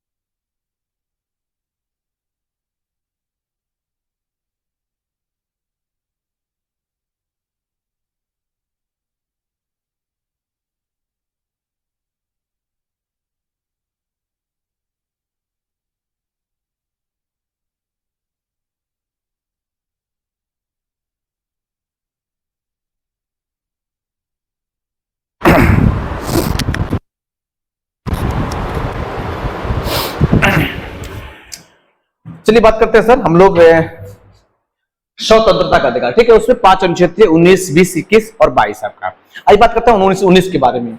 अनुच्छेद 19 के बारे में हम लोग बात करते हैं सर, तो समझिएगा आप लोग सर कि अनुच्छेद 19 में वर्तमान में 6 अनुच्छेद हैं उसके, ठीक है। अनुच्छेद 19 में उसके जो उपभेद होते हैं, उपभेद समझते हैं ना आप लोग, अनुच्छेद 19 में ही 6 तरह के हैं, जैसे कि अनुच्छेद 19 का ए है, 19 का बी है, 19 का सी है, 19 का डी है, 19 का ई है, 19 का एफ है। बोलेगा सर इतने सारे अनुच्छेद कैसे याद करेंगे? मैं आपको चुटकी में याद करा रहा हूं, बस आप लोग बने हुए रहिएगा, देखते चलिएगा आपको, क्योंकि सारे प्रश्न आपके एग्जाम में पूछे जाते हैं। मैं ना बार-बार मैं रिपीट करता हूं आपको सर कि मैं वैसा ही टॉपिक लेके आपके लिए ला रहा हूं। अर्चना दास, गुड इवनिंग सर। मैं वैसा ही टॉपिक आप लोग लेकर आ रहा हूं जो आपके एग्जाम के दृष्टिकोण से महत्वपूर्ण है। मैं आलतू फालतू की बातें नहीं करूंगा, मुझे आलतू फालतू बात करने की आदत नहीं है सर, नहीं बकवास करने की बात है, नो बकवास सीधी बात। तो अनुच्छेद 19 में जो स्वतंत्रता का अधिकार था आपका, अनुच्छेद 19 में 6 आपके सर, 7 थे, एक हट गया, कौन हट गया मैं फिर बातें करूंगा, आई बात हम करते हैं सर। देखिए कैसे याद कीजिएगा सर, 19 में क्या है? बोलने की स्वतंत्रता है, पहले समझिएगा, फिर मैं आपको याद करवाऊंगा। बोलने की आपको आजादी है सर, आप भारत देश के नागरिक हैं, आपको जितना मन है उतना बोलिए, कोई आपको रोकने वाला नहीं है। देखते नहीं भारत के नेता लोग कितना बोलते हैं, भाइयों बहनों, जितना बोलना होता बोलते रहते हैं लोग, कोई दिक्कत नहीं है आपको, आप कितना ही बोल सकते हैं सर। लेकिन 2 चीजों का आपको ख्याल रखना है, आप जितना बोलना होता बोलिए, लेकिन किसी को भी आप गाली गलौज नहीं कर सकते हैं, किसी से आप बदरा का व्यवहार नहीं कर सकते हैं, किसी को अशब्द आप लोग नहीं कर सकते हैं सर। आप एक बात हो गया आपका, आपको जितना बोलना उतना बोलिए, लेकिन आपको अपने देश के खिलाफ आपको नहीं बोलना है। क्यों? क्योंकि पहले आपका देश है तो ही आप हैं, आप भारत देश के नागरिक हैं, अपने देश के खिलाफ आपको नहीं बोलना है। बाकी जितना बोलना उतना बोलिए, जैसे मैं बोल रहा हूं, जितना मन है उतना बोल रहा हूं, मैं किसी गाली गलौज नहीं कर रहा हूं, मैं अपने देश के खिलाफ नहीं बोल रहा हूं। तो आपका अनुच्छेद 19 में क्या है? आपको बोलने की आजादी है आपको, लेकिन देश के खिलाफ नहीं बोलना है आपको, और अपशब्द माने किसी को आपको उल्टा माने भरा बोला आपको नहीं करना है किसी को आपको सर, तो आपको बोलने की आजादी है। समझिएगा, आपको झंडा फहराने की भी आजादी है। आप भारत देश के नागरिक हैं, आप झंडा फहरा सकते थे। हालांकि मूल संविधान में ऐसी बातें नहीं थी कि आप झंडा फहरा सकते थे, क्योंकि बाद में 2003-4 में यह संशोधन किया गया कि भारत देश के प्रत्येक नागरिक झंडा फहरा सकते हैं। तो आपको झंडा फहराने की भी आजादी अनुच्छेद 19A में है। एक क्या है सब देखिएगा आप लोग, प्रेस। प्रेस या समाचार पत्र, आप लोग समझते होंगे प्रेस समाचार पत्र, जो आए दिन आप लोग न्यूज पढ़ते होंगे यूट्यूब से, फेसबुक से, जहां से भी पढ़ते होंगे, टीवी चैनल के माध्यम से पेपर पढ़ते होंगे, न्यूज पेपर आप लोग, तो उनकी भी आजादी है भाई। उनको मन में आएगा वो बोलेंगे सर। जैसे मान लीजिए उनको अगर मन में आएगा कि मुझे सरकार के खिलाफ कुछ लिखना है, तो वो लोग सरकार के खिलाफ बोल सकते हैं, लिख सकते हैं, ठीक है। तो क्या है अनुच्छेद 19 में ए में जो है आपका, ए में सर आपका, उसमें बहुत सारी चीजें हैं। बोलने की आपको आजादी है, लेकिन आपको देश के खिलाफ नहीं बोलना है और अपशब्द नहीं बोलना है आपको। और क्या आपको झंडा फहराने की आजादी है, आप झंडा भी फहरा सकते हैं। आपको प्रेस या समाचार पत्र की आजादी है। अब आपके मन में प्रश्न आ रहा होगा कि ये सब बताइए, इतना चीज तो याद हम लोग कर रहे हैं, लेकिन प्रश्न पूछे कैसे वो बताइए। तो मैं आपको, हालांकि मैं ऑब्जेक्टिव वीडियो लाऊंगा इसके लिए, लेकिन पहले समझिएगा आप लोग। क्या आपको पूछेगा आपसे कि निम्नलिखित में से किस अनुच्छेद में झंडा फहराने की आजादी दी गई है, तो आपका अनुच्छेद 19A भी दिखेगा आपको, एक अनुच्छेद 19A भी दिखेगा। 3 ऑप्शन अलग दिखेंगे, एक ऑप्शन आपको दिखेगा अनुच्छेद 19A। अब टिक करके आइएगा कि झंडा फहराने की आजादी जो है आपका अनुच्छेद 19A में है। प्रेस या समाचार पत्र की आजादी कौन से अनुच्छेद में है, तो 19A में है। आपको बोलने की आजादी है अनुच्छेद 19A में है। आपको कोई दिक्कत सर? ठीक है सर, आपका अनुच्छेद 19A। बी की बात करेंगे, आपको शांतिपूर्ण एवं निशस्त्र, निशस्त्र का मतलब होता है बिना हथियार के आप सम्मेलन, सम्मेलन का मतलब आप सभा कर सकते हैं, कोई दिक्कत नहीं है आपको सर। आप पीडीएफ सेंड कर देंगे सर, वो आपके ग्रुप में शेयर कर देंगे, ठीक है। जिनके पास पीडीएफ नहीं होगा, मैं आपके व्हाट्सएप वाला ग्रुप जो है मैं वहां पे सेंड कर दूंगा। चलिए बात करते हैं सर। तो आपको 19 के बी में क्या है, शांतिपूर्वक या निशस्त्र बिना हथियार के आपका सम्मेलन, सम्मेलन का मतलब सभा, और जिसको हम मीटिंग बोलते हैं अंग्रेजी में, आप मीटिंग कर सकते हैं सर, कोई दिक्कत नहीं है, टेंशन लेने की बात नहीं है सर। तीसरा में क्या है, सी में क्या है, संघ। संघ का मतलब क्या होता है, तो अंग्रेजी में उसको बोलते हैं पार्टी। जितने अभी भारतीय जनता पार्टी है, कांग्रेस पार्टी है, Jharkhand Mukti Morcha, BSP, Bahujan Samaj party, party है आपकी। तो संघ का मतलब होता है पार्टी सर आपका। आप कोई भी पार्टी बना सकते हैं, ठीक है। सी में उसका उल्लेखित है। डी में क्या आपका, तो भारत में कहीं भी आप घूम फिर सकते हैं। अरे भाई भारत देश हमारा है ना, हम भारत देश के नागरिक हैं, हम कहीं भी घूम फिर सकते हैं, कोई दिक्कत नहीं है। हम झारखंड के रहने वाले हैं, हमको मन में आएगा जम्मू कश्मीर घूमने जाना है तो घूमने जा सकते हैं। मन करेगा गुजरात घूमने जाना है तो गुजरात जाएंगे सर। मन करेगा राजस्थान जाना है, कर्नाटक जाना है, बेंगलोर जाना है, गुजरात जाना है, जहां जाना है वहां जाइए, देश आपका है आपका। तो उल्लेखित आपका 19 का डी में, कोई आपको रोकेगा नहीं आपका। आगे बात करते हैं 19 का ई में, तो भारत में किसी भी क्षेत्र में निवास या बस जाने की आजादी। बस मतलब BUS बस नहीं, बस मतलब बसना, घर बना के रहना। अगर मान लीजिए कश्मीर पसंद आएगा तो घर बना कर रहिए, कोई दिक्कत नहीं है आपको। वही बात किया, निवास या बस जाने की आजादी आपका। याद कीजिए मत कीजिएगा, सिर्फ पढ़िए समझिएगा, मैं आपको याद कराऊंगा अभी।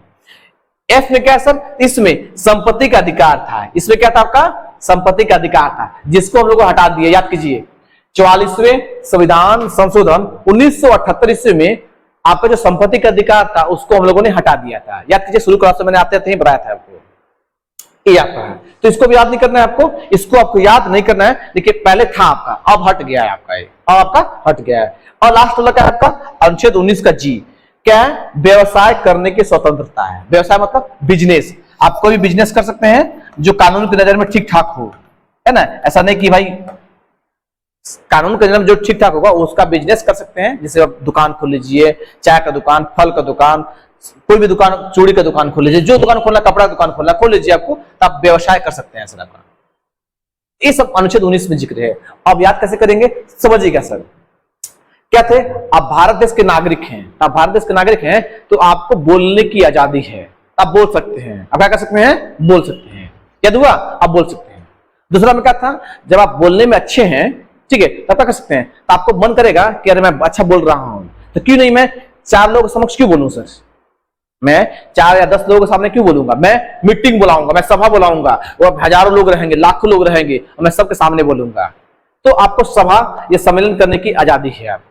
तो पहले आप अच्छा बोल रहे थे, आप अच्छे वक्ता थे, आपके बातों से लोग प्रभावित हो रहे थे, तो आपने सभा किया, तो बोलने की आजादी। दूसरा में क्या है, सभा करने की आजादी। तीसरा में क्या था आपका, कि जब आप सभा कर रहे थे तो आपको बिना हथियार के आपको सभा करना है सर आपका।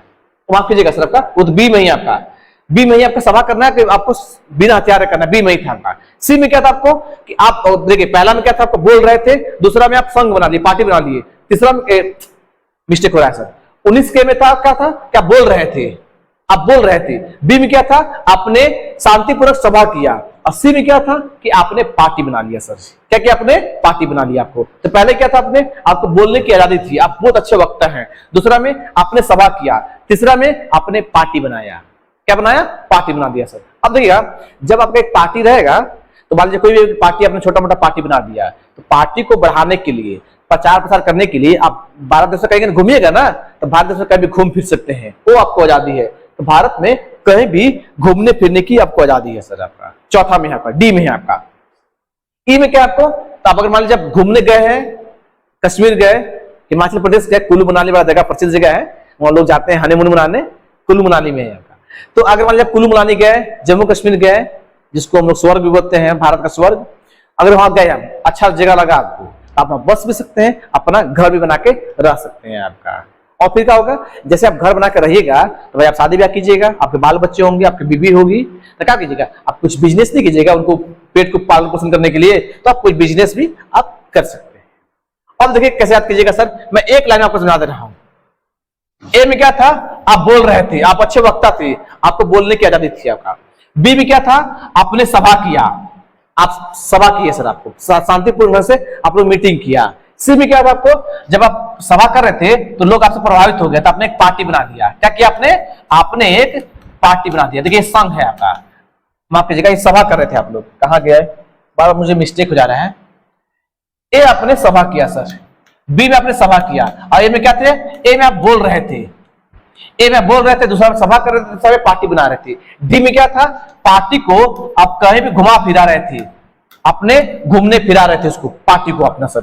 डी में आपका। ई में क्या था आपको, तो ई में था आपको कि आपको बसने की आजादी सर आपका, आप कहीं भी निवास कर सकते थे, आप कहीं भी घर बना के रह सकते थे। और जी में क्या था, जी में आप रोजी रोटी के लिए बिजनेस कर सकते थे, बिजनेस कर सकते थे। ए में क्या था, बोल रहे थे, सभा, बी में सभा कर रहे थे, सी में पार्टी बना रहे थे, डी में घूम रहे थे, और फिर लास्ट में ई में क्या था, कहीं भी निवास कर रहे थे, बस गए, और फिर आपने बिजनेस किया आपको। तो ये आपको 19 का अनुच्छेद 19 आपको याद हो जाएगा आपको सर, अनुच्छेद 19 आपको याद हो जाएगा आपको। चलिए 19 हो गया आपका सर। चलिए हम लोग पढ़ रहे थे स्वतंत्रता का अधिकार, और उसमें एक आपका अधिकार आता है और अनुच्छेद आता है जिसका नाम है अनुच्छेद 20, क्योंकि स्वतंत्रता का अधिकार में 4 अनुच्छेद थे, 19, 20, 21, 22। तो 19 मैंने बता दिया आपको, 20 की बातें करते हैं सर। 20 में क्या था देखिएगा, बहुत अच्छा अनुच्छेद है आपको सर। ये सिर्फ एग्जाम के दृष्टिकोण से नहीं, आपके हर अधिकार के दृष्टिकोण से भी बहुत अच्छा अनुच्छेद है आपका। जैसे कैसे, अपराध में संरक्षण। मान लीजिएगा आपसे गलती से, मिस्टेक से, या फिर आपने सचमुच की कोई गलती कर दिया, सचमुच गलती की तो होती है, ठीक है, लेकिन मिस्टेक से अगर आपसे गलती हो गया आपको, तो मान लीजिएगा आपको भी संरक्षण मिलेगा। संरक्षण मतलब सरकार आपको भी 3 तरह का संरक्षण देगी। कितने प्रकार का, आपका संविधान जो है अपराधियों के लिए भी सर, आपने गलती किया है फिर भी आपको 3 तरह का संरक्षण देगी आपको। कितने प्रकार का, 3 प्रकार का। ये प्रश्न पूछा गया है सर, ये प्रश्न आपसे पूछा गया है कि भारत के संविधान में अपराधियों के लिए कितने प्रकार के संरक्षण है, तो 3 प्रकार के संरक्षण है, जिसका उल्लेख अनुच्छेद 20 में किया गया। अपराधियों में संरक्षण आपका, और कौन कौन संरक्षण है आपको समझिएगा। आपका एक 20A है, 20B है, 20C है आपका। 20A, 20B, 20C 3 तरह के हैं आपके। अब बोलेगा 20A में क्या है सर, देखिए आपको मान लीजिए गांव घर में रहते होंगे आप लोग, आए दिन बहुत लोगों से लड़ाई होता होगा, तो मान लीजिए उसने आप पर FIR कर दिया, उस व्यक्ति ने आप पर FIR कर दिया, कोई दिक्कत नहीं है सर। अगर मान लीजिए आप दोषी नहीं थे, आप निर्दोष थे, लेकिन फिर भी उसने आप पर केस कर दिया, तो जब तक आप देखिएगा उसे केस करने से आप दोषी नहीं हो गए, क्योंकि जब तक कोर्ट का फैसला नहीं आता है कि आप दोषी थे कि निर्दोष थे, तब तक आप क्या निर्दोष हैं, तब तक आप निर्दोष हैं। ऐसा नहीं कि उसने केस किया तब अपराधी हो गए, ऐसा बिल्कुल भी नहीं है।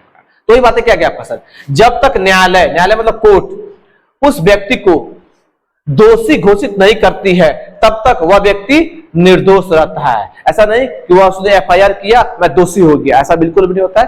कोर्ट के फैसला का इंतजार करना होता है आपका। तो आपका 20 का A में है आपका। एक और 20 में एक और है आपका, क्या है, दोषी सिद्ध होने पर उसी कानून के तहत सजा दी जाएगी, ना कि पहले या बाद में बने कानून के तहत। आप समझिएगा सर, मान लीजिएगा 2 व्यक्ति हैं, मैं एग्जाम्पल तरफ समझा रहा हूं। ये 2 व्यक्ति हैं, एक आपके 2 व्यक्ति हैं। इस व्यक्ति ने इस व्यक्ति पर केस कर दिया, तो केस करने के तुरंत बाद ये दोषी नहीं होगा सर। कोर्ट का फैसला आएगा, कोर्ट का फैसला कराएगा क्या दोषी है, कोर्ट का फैसला आएगा कि दोषी है तो ही दोषी होगा, और कोर्ट का फैसला आएगा कि नहीं ये निर्दोष है, क्या है आपका, ये निर्दोष है सर, तो ये निर्दोष रहेगा। लेकिन मान लीजिए सपोज एग्जांपल के तौर पर कि इसने केस किया इस पर, और कोर्ट ने फैसला सुनाया कि हाँ भाई ये व्यक्ति है दोषी है, क्या आपका, ये दोषी हो गया।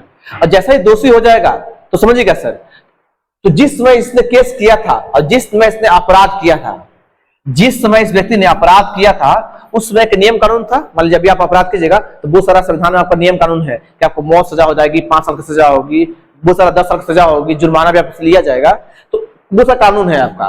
तो जिस समय इसने अपराध किया था, जिस समय इसने गलती किया था, उसी समय जो भारत के संविधान में जो कानून था उसी कानून के तहत उसको सजा मिलेगी, ना कि पहले जो बना हुआ था उसके तहत या फिर बाद में बनेगा उसके तहत। ऐसा नहीं होता है, जिसमें गलती किया है उसी कानून के तहत उसको सजा मिलेगी। आपका अनुच्छेद 20A में उल्लेखित किया गया आपका, ठीक है। आपका 20B में क्या है आपका, तो 20B में आपका कि एक बार आपने गलती किया है, अगर एक बार किसी का मर्डर किया है, एक बार आपने चोरी किया है, तो आपको एक ही बार सजा मिलेगा, ना कि 2 बार मिलेगा। सर बोलेगा सर ये तो सभी को मालूम है कि एक बार गलती करेगा तो एक ही बार सजा मिलेगा। नहीं सर, अमेरिका जो देश है, यूएसए देश है आपका, वहां पे क्या है, अगर आपने एक बार कहीं गलती कर लिया है सर और सरकार को मन है कि बार बार उस केस को फिर से ओपन करे, बार बार से उस केस को ओपन करती है अमेरिका वाला देश में। लेकिन भारत में ऐसा नहीं है, आपने अगर एक बार गलती किया है तो आपको एक ही बार सजा मिलेगी। आपको 20 का बी में है आपका। 20 का सी में क्या है, आपको अपने ही खिलाफ बोलने के लिए टॉर्चर नहीं किया जाएगा। व्यक्ति को अपने ही खिलाफ बोलने के लिए विवश और टॉर्चर नहीं किया जाएगा। आप आए दिन मूवी देखते होंगे, मूवी कि हीरो क्या होता है, निर्दोष होता है, लेकिन फिर भी पुलिस वाला उसको मारते हैं, पीटते हैं, बोलते हैं कि बोलो तुम कबूल करो क्या तुमने चोरी किया था, तुमने उसका मर्डर किया था, तुमने उसका रेप किया था, बुलवाते हैं जबरदस्ती। तो ऐसा नहीं हो सकता है आपका सर, ठीक है। ऐसा अगर होगा तो आप लोग केस कर सकते हैं उस पुलिस वाला के खिलाफ, कोर्ट में जाके केस कर सकते हैं आपको सर। तो 20 में क्या है, तो 20 में अपराध में संरक्षण। अपराध में संरक्षण 3 तरह के आपका। ए में क्या है आपको, और जब तक कोर्ट फैसला नहीं सुनाता है तब तक आप दोषी नहीं है, आप निर्दोष हैं। और अगर मान लीजिए दोषी भी सिद्ध हो गए तो उसी समय के तहत, कानून के तहत आपको सजा मिलेगी, ना कि पहले बने हुए नियम के तहत या फिर बाद में बने हुए नियम के तहत। बी में क्या, आपको एक बार गलती कर रहे हैं आपको एक ही बार सजा मिलेगी आपको। सी में क्या है, आपको अपने ही खिलाफ बोलने के लिए टॉर्चर नहीं किया जाएगा। ये था आपका अनुच्छेद 20 आपका। आइए बात करते हैं 21 के बारे में। 21 के बारे में वो सबसे अच्छा अनुच्छेद अगर जो मुझे लगता है वो अनुच्छेद 21 से लगता है, अनुच्छेद 21 लगता है। जैसे सर आपका प्राण एवं देह की स्वतंत्रता, इसको हम लोग बोलते हैं, इसको हम लोग व्यक्तिगत स्वतंत्रता भी कहते हैं। देखिए आप लोग नोट्स लिखिएगा, इसको हम लोग व्यक्तिगत स्वतंत्रता भी कहते हैं। इसको अनुच्छेद 21 को हम लोग व्यक्तिगत स्वतंत्रता भी कहते हैं हम लोग। किसको, अनुच्छेद 21 को। बोले कैसे सर, देखिएगा व्यक्तिगत मतलब आप एक व्यक्ति हैं, आप लड़का हैं, आप लड़की हैं सर, आपका व्यक्तिगत बहुत सारा पर्सनल मैटर होता है, ठीक है। जैसे मान लीजिएगा मैंने कपड़ा पहना है, तो मेरे बिना परमिशन से एक कोई कपड़ा नहीं पहन सकता है, क्योंकि मेरा व्यक्तिगत अधिकारी मेरा शर्ट है, मेरा क्या सर, मेरा घड़ी है, मेरा वॉच है सर, स्मार्ट वॉच है ना सर, स्मार्ट वॉच है, तो मेरा स्मार्ट वॉच है सर, तो मेरे बिना परमिशन से कोई मेरा घड़ी नहीं पहन सकता है, कोई छू नहीं सकता है, ये मेरा व्यक्तिगत अधिकार है। आप एक लड़की हैं, बिना आपके परमिशन से कोई आपको टच नहीं कर सकता है, ये आपका व्यक्तिगत अधिकार है। आप एक सर लड़का है, कोई भी है आपके, आप अगर मान लीजिए सोए हुए हैं सर, ठीक है, तो आपको नींद में से कोई जगा नहीं सकता, ये आपका व्यक्तिगत अधिकार है। समझे सर, व्यक्तिगत अधिकार का बहुत बड़ा रूपरेखा है। पर्सनल मैटर, आप रूम है, आप रूम में पैक हैं, तो बिना आपके परमिशन से कोई रूम में प्रवेश नहीं कर सकता है, ये आपका व्यक्तिगत अधिकार है, ठीक है सर। तो प्राण एवं देह की स्वतंत्रता कहां आपका, अनुच्छेद 21 में है आपका। इसमें क्या क्या आपको देखिएगा, आप भारत का भले ही नागरिक है सर, लेकिन आपको मरने का अधिकार नहीं है। अगर मान लीजिए बुढ़े हो गए, आपको बीमारी हो गई, आप अपने से नेचुरल डेथ हो गया तो कोई बात नहीं है सर, लेकिन खुद से आप नहीं मर सकते हैं, जहर उर खा के आप नहीं मर सकते हैं। अगर ऐसा करते हुए अगर आप जिंदा बच गए, आप पकड़े गए, तो आप पर FIR हो सकता है आपको। तो ये बातें आपको मरने का अधिकार नहीं है, मैंने नोट कर लिखा है, मतलब VVI है। पूरा आपसे एग्जाम पूछता है कि मरने का अधिकार का जिक्र कौन से अनुच्छेद, मरने का अधिकार नहीं है आपको, उस अनुच्छेद, उसका अधिकार का जिक्र कौन से अनुच्छेद में है, 21 में है आपको। समझिएगा, आपको सुसाइड, आप आत्महत्या नहीं कर सकते हैं सर, आप जो है आत्महत्या नहीं कर सकते हैं, आप सुसाइड नहीं कर सकते हैं। आपको मरने का, सुसाइड करने का अधिकार, आत्महत्या करने का अधिकार आपको नहीं है आपको सर, आपको सुसाइड करने का अधिकार आपको नहीं है आपको सर, समझते चलिएगा आप लोग सर। तो आपको मरने का अधिकार भी नहीं है और नहीं आपको आत्महत्या करने का अधिकार है आपका अनुच्छेद 21 के तहत। और इसमें और क्या आपको, हाँ आपको सोने का अधिकार है सर, सोना, अरे स्लीप, गोल्ड वाला सोना की बात नहीं कर रहे हैं, स्लीप। आप अगर सोए हुए हैं, अब सर बड़ा कॉमेडी हो गया नहीं, अगर मान लीजिए आप एक रूम में 2 पार्टनर हैं और आप सोए हैं, अगर आपको पार्टनर आपको जगा देता है तब जाकर उस पर FIR कर दीजिए, जाकर उस पर आप FIR कर सकते हैं सर, क्योंकि आपको सोने का अधिकार है, आप कोर्ट जा सकते हैं, आप कोर्ट में जा सकते हैं सर। बड़ा कॉमेडी टाइप हो गया नहीं, लेकिन आप लोग ऐसा नहीं कीजिएगा। आप बोलेगा, उसको डरवाइएगा, चेतावनी दे दीजिएगा कि भाई देखो हमको सोने का अधिकार है, प्रदीप सर ने बताया था, ठीक है, हमको सोने दो बढ़िया से, ठीक है। लेकिन ध्यान दीजिएगा सर, घर पर जाकर मान लीजिए आप कभी घर पे गए हुए हैं और जाकर सोए हुए हैं, सुबह रात में सोए थे और सुबह 8 बजे तक सोए हुए हैं, दोपहर 8 बजे तक, मम्मी बोलेगी बेटा उठ जाओ उठ जाओ, है ना, 8 बज गया है, बोले कि नहीं मुझे सोने का अधिकार है, प्रदीप सर ने बताया था, तो मम्मी उठाएगी झाड़ू सर, है ना, दे झाड़ू मारेंगे सर। तो ये ट्रिक जो है सोने का अधिकार, ये थोड़ा सीमित रखिएगा, घर पर दिमाग मत लगाइएगा, दोस्त यार में लगा सकते हैं आप लोग। अजुद्दीन अंसारी, सर अगर पुलिस मार रही है गुनाह कबूल कराने के लिए और अपराध कबूल कर लिए तो कोर्ट में क्या होगी? तो भाई पुलिस आपको कोर्ट में पेश करेगा गवाह के रूप में कि देखिए इसने कबूल कर लिया अपना गुनाह को। हाँ, एक बात यह हो गया कि आपको मान लीजिए पुलिस मार पीट के टॉर्चर करके आपको गुनाह कबूल करवाती है कि तुम कबूल ही करो कि तुम चोर हो, और आप कोर्ट में जाकर बोल दीजिएगा कि मुझे पुलिस ने टॉर्चर किया है, इसके बाद ही मैंने बोला है, मुझे पुलिस बहुत मारती है, बहुत पीटती है, मुझे टॉर्चर करती है, तो कोर्ट उनको हिदायत देगी कि नहीं ऐसा आइंदा ऐसा नहीं होना चाहिए, कोर्ट उनको डांट सकती है। ठीक है, पुलिस वाले अपने अधिकार का कुछ दुरुपयोग करते हैं, ठीक है, मारते पीटते हैं, लेकिन उनका अधिकार नहीं है सर। पुलिस को अधिकार ही है कि वह आपको गिरफ्तार करे, रखे। हाँ, रिमांड में आपको लेती है, लेकिन रिमांड में कब लेती है? कोर्ट के परमिशन से ही रिमांड पे आपको ले सकती है। रिमांड का मतलब मारपीट होता है, अलग बात हो गया, लेकिन कोर्ट के परमिशन से ही, बिना कोर्ट के परमिशन से आपको मार नहीं कर सकता है पुलिस आपको। अगर ऐसा कभी करता है तो आप लोग उस पर पुलिस अधिकारी पर काउंटर केस कर सकते हैं कोर्ट में आप लोग।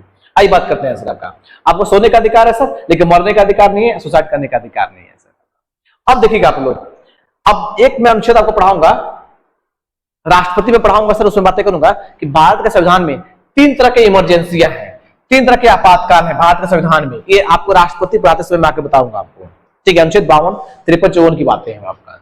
तो आप जब राष्ट्रपति पढ़ेंगे तब हम लोग, तो आपातकाल सर, ये आपातकाल है ना आपका। आपातकाल भारत में 3 तरह के हैं, जैसे कि राष्ट्रीय आपातकाल है, एक राष्ट्रपति शासन है, एक वित्तीय आपातकाल है आपका। तो एक जो आपातकाल है, तीनों आपातकाल, तो तीनों आपातकाल में अनुच्छेद 20 और अनुच्छेद 21, ये पिछले बार में SSGD वाले ने पूछा था, यहां से प्रश्न आपका।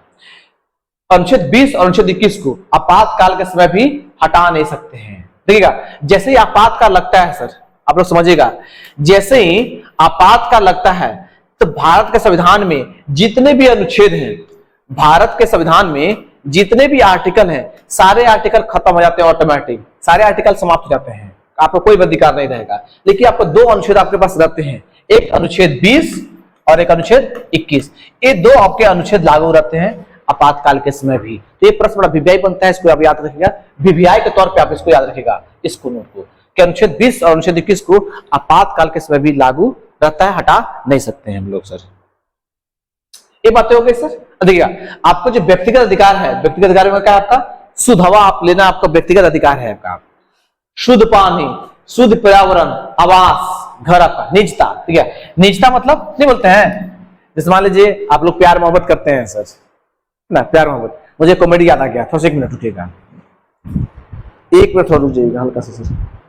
हाँ, जैसे कि सर आप लोग प्यार मोहब्बत करते हैं, तो प्यार मोहब्बत करते हैं तो नहीं देखते हैं, मान लीजिए किसी की नजर में कोई लड़का खराब है, ठीक है, लेकिन वो अपनी गर्लफ्रेंड की नजर में वो अच्छा है, तो मान लीजिए लड़की अगर बोलती है ना, वो जैसे मान लीजिए 2 लड़के लोग सहेली हैं आपका, और वो लड़का जो है एक लड़के की नजर में ठीक है और एक लड़की की नजर में गलत है आपका, तो एक लड़की बोलती है उसको, अपनी सहेली को, देखो वो लड़का खराब है, ठीक है, वो और दूसरों से बतियाता है, बात करता है, हम उसको देखे थे, तो बताओ लड़की क्या करती है, जो उससे प्यार करती है कि नहीं, मेरा वाला ऐसा नहीं है, मेरा वाला ऐसा नहीं है सर। सेम देखिएगा वैसा ही क्या होता है, 2 लड़का है, अगर कोई एक लड़के से प्यार करते हैं सर, ठीक है, 2 दोस्त हैं आपके, एक लड़के से प्यार कर रहे हैं आपका, तो एक दोस्त वाले उस लड़की को कहीं देखा हुआ था, लेकिन वो उसके बारे में अगर शिकायत बतियाएगा तो लड़का बोलेगा कि नहीं सर मेरी वाली ऐसी नहीं है।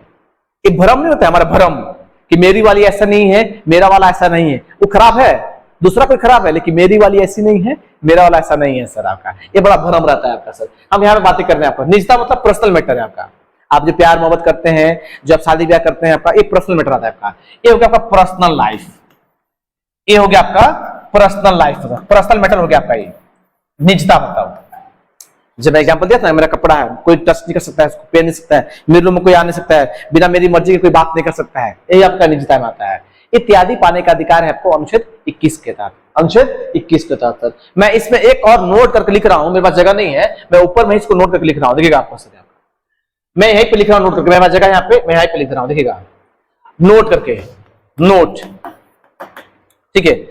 एक वयस्क, वयस्क का मतलब क्या होता है, अगर आप लड़का है तो 21 साल, लड़की है तो 18 साल, जिसको मैच्योर्ड बोलते हैं। अगर आप वयस्क है, वयस्क, ठीक है, लड़का लड़की को, लड़का और लड़की को अपने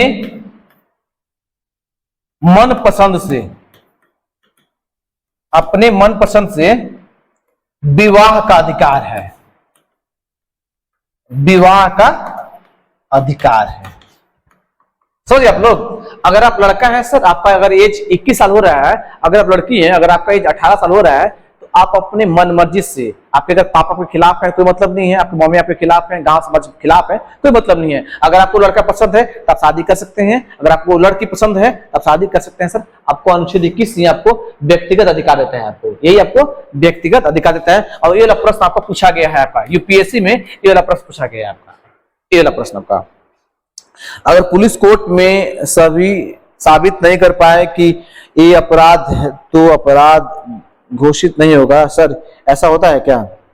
हाँ बिल्कुल, अगर पुलिस अगर मान लीजिए प्रूफ नहीं दे पाई कोर्ट को, ठीक है, तो कहां पे हो पाएगा आपको? कोर्ट प्रूफ मांगती है, ठीक है, कोर्ट अगर प्रूफ, अगर पुलिस ने कोर्ट को प्रूफ नहीं दिया तो बात आप छूट जाइएगा, रिहा हो जाइएगा। चलिए सर, इसको आप नोट्स कर लीजिएगा, मैं पानी पीता हूं, लोग नोट्स कीजिएगा जल्दी से, इसको मुझे इसका गला सूख जा रहा है बार बार।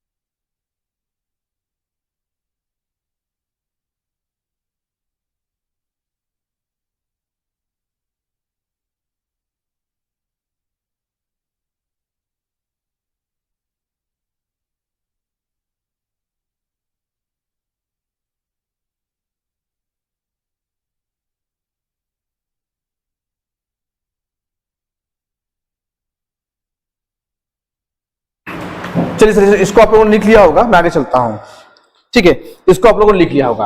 अब आगे चलते हैं सर। आपको एक है आपका सर अनुच्छेद 21 का ए, जहां से प्रश्न पूछता है एग्जाम आपका, अनुच्छेद 21 का ए है आपका, समझिएगा आप लोग। जैसे ही सर अनुच्छेद रहेगा, उसके सामने अगर एबीसीडी बड़ा में रहेगा, जैसे यहाँ एबीसीडी एक कैपिटल है आपका, तो मान के चलेगा कि आपके मूल संविधान में वो नहीं था, लेकिन बाद में उसको कहने कैसे जोड़ा गया था, संविधान संशोधन किया गया, उसके बाद में जोड़ा गया था आपको। तो समझिए इसमें क्या दिया गया सर, 6 वर्ष और 14 वर्ष के बच्चों को निःशुल्क मतलब फ्री में और अनिवार्य कंपलसरी प्राथमिक शिक्षा, प्राथमिक मतलब 1 to 5, प्राथमिक मतलब 1 to 5 क्लास, 1 to 5 क्लास तक उनको शिक्षा दिया जाएगा, उनका अधिकार है, उनका क्या है, राइट्स है आपका।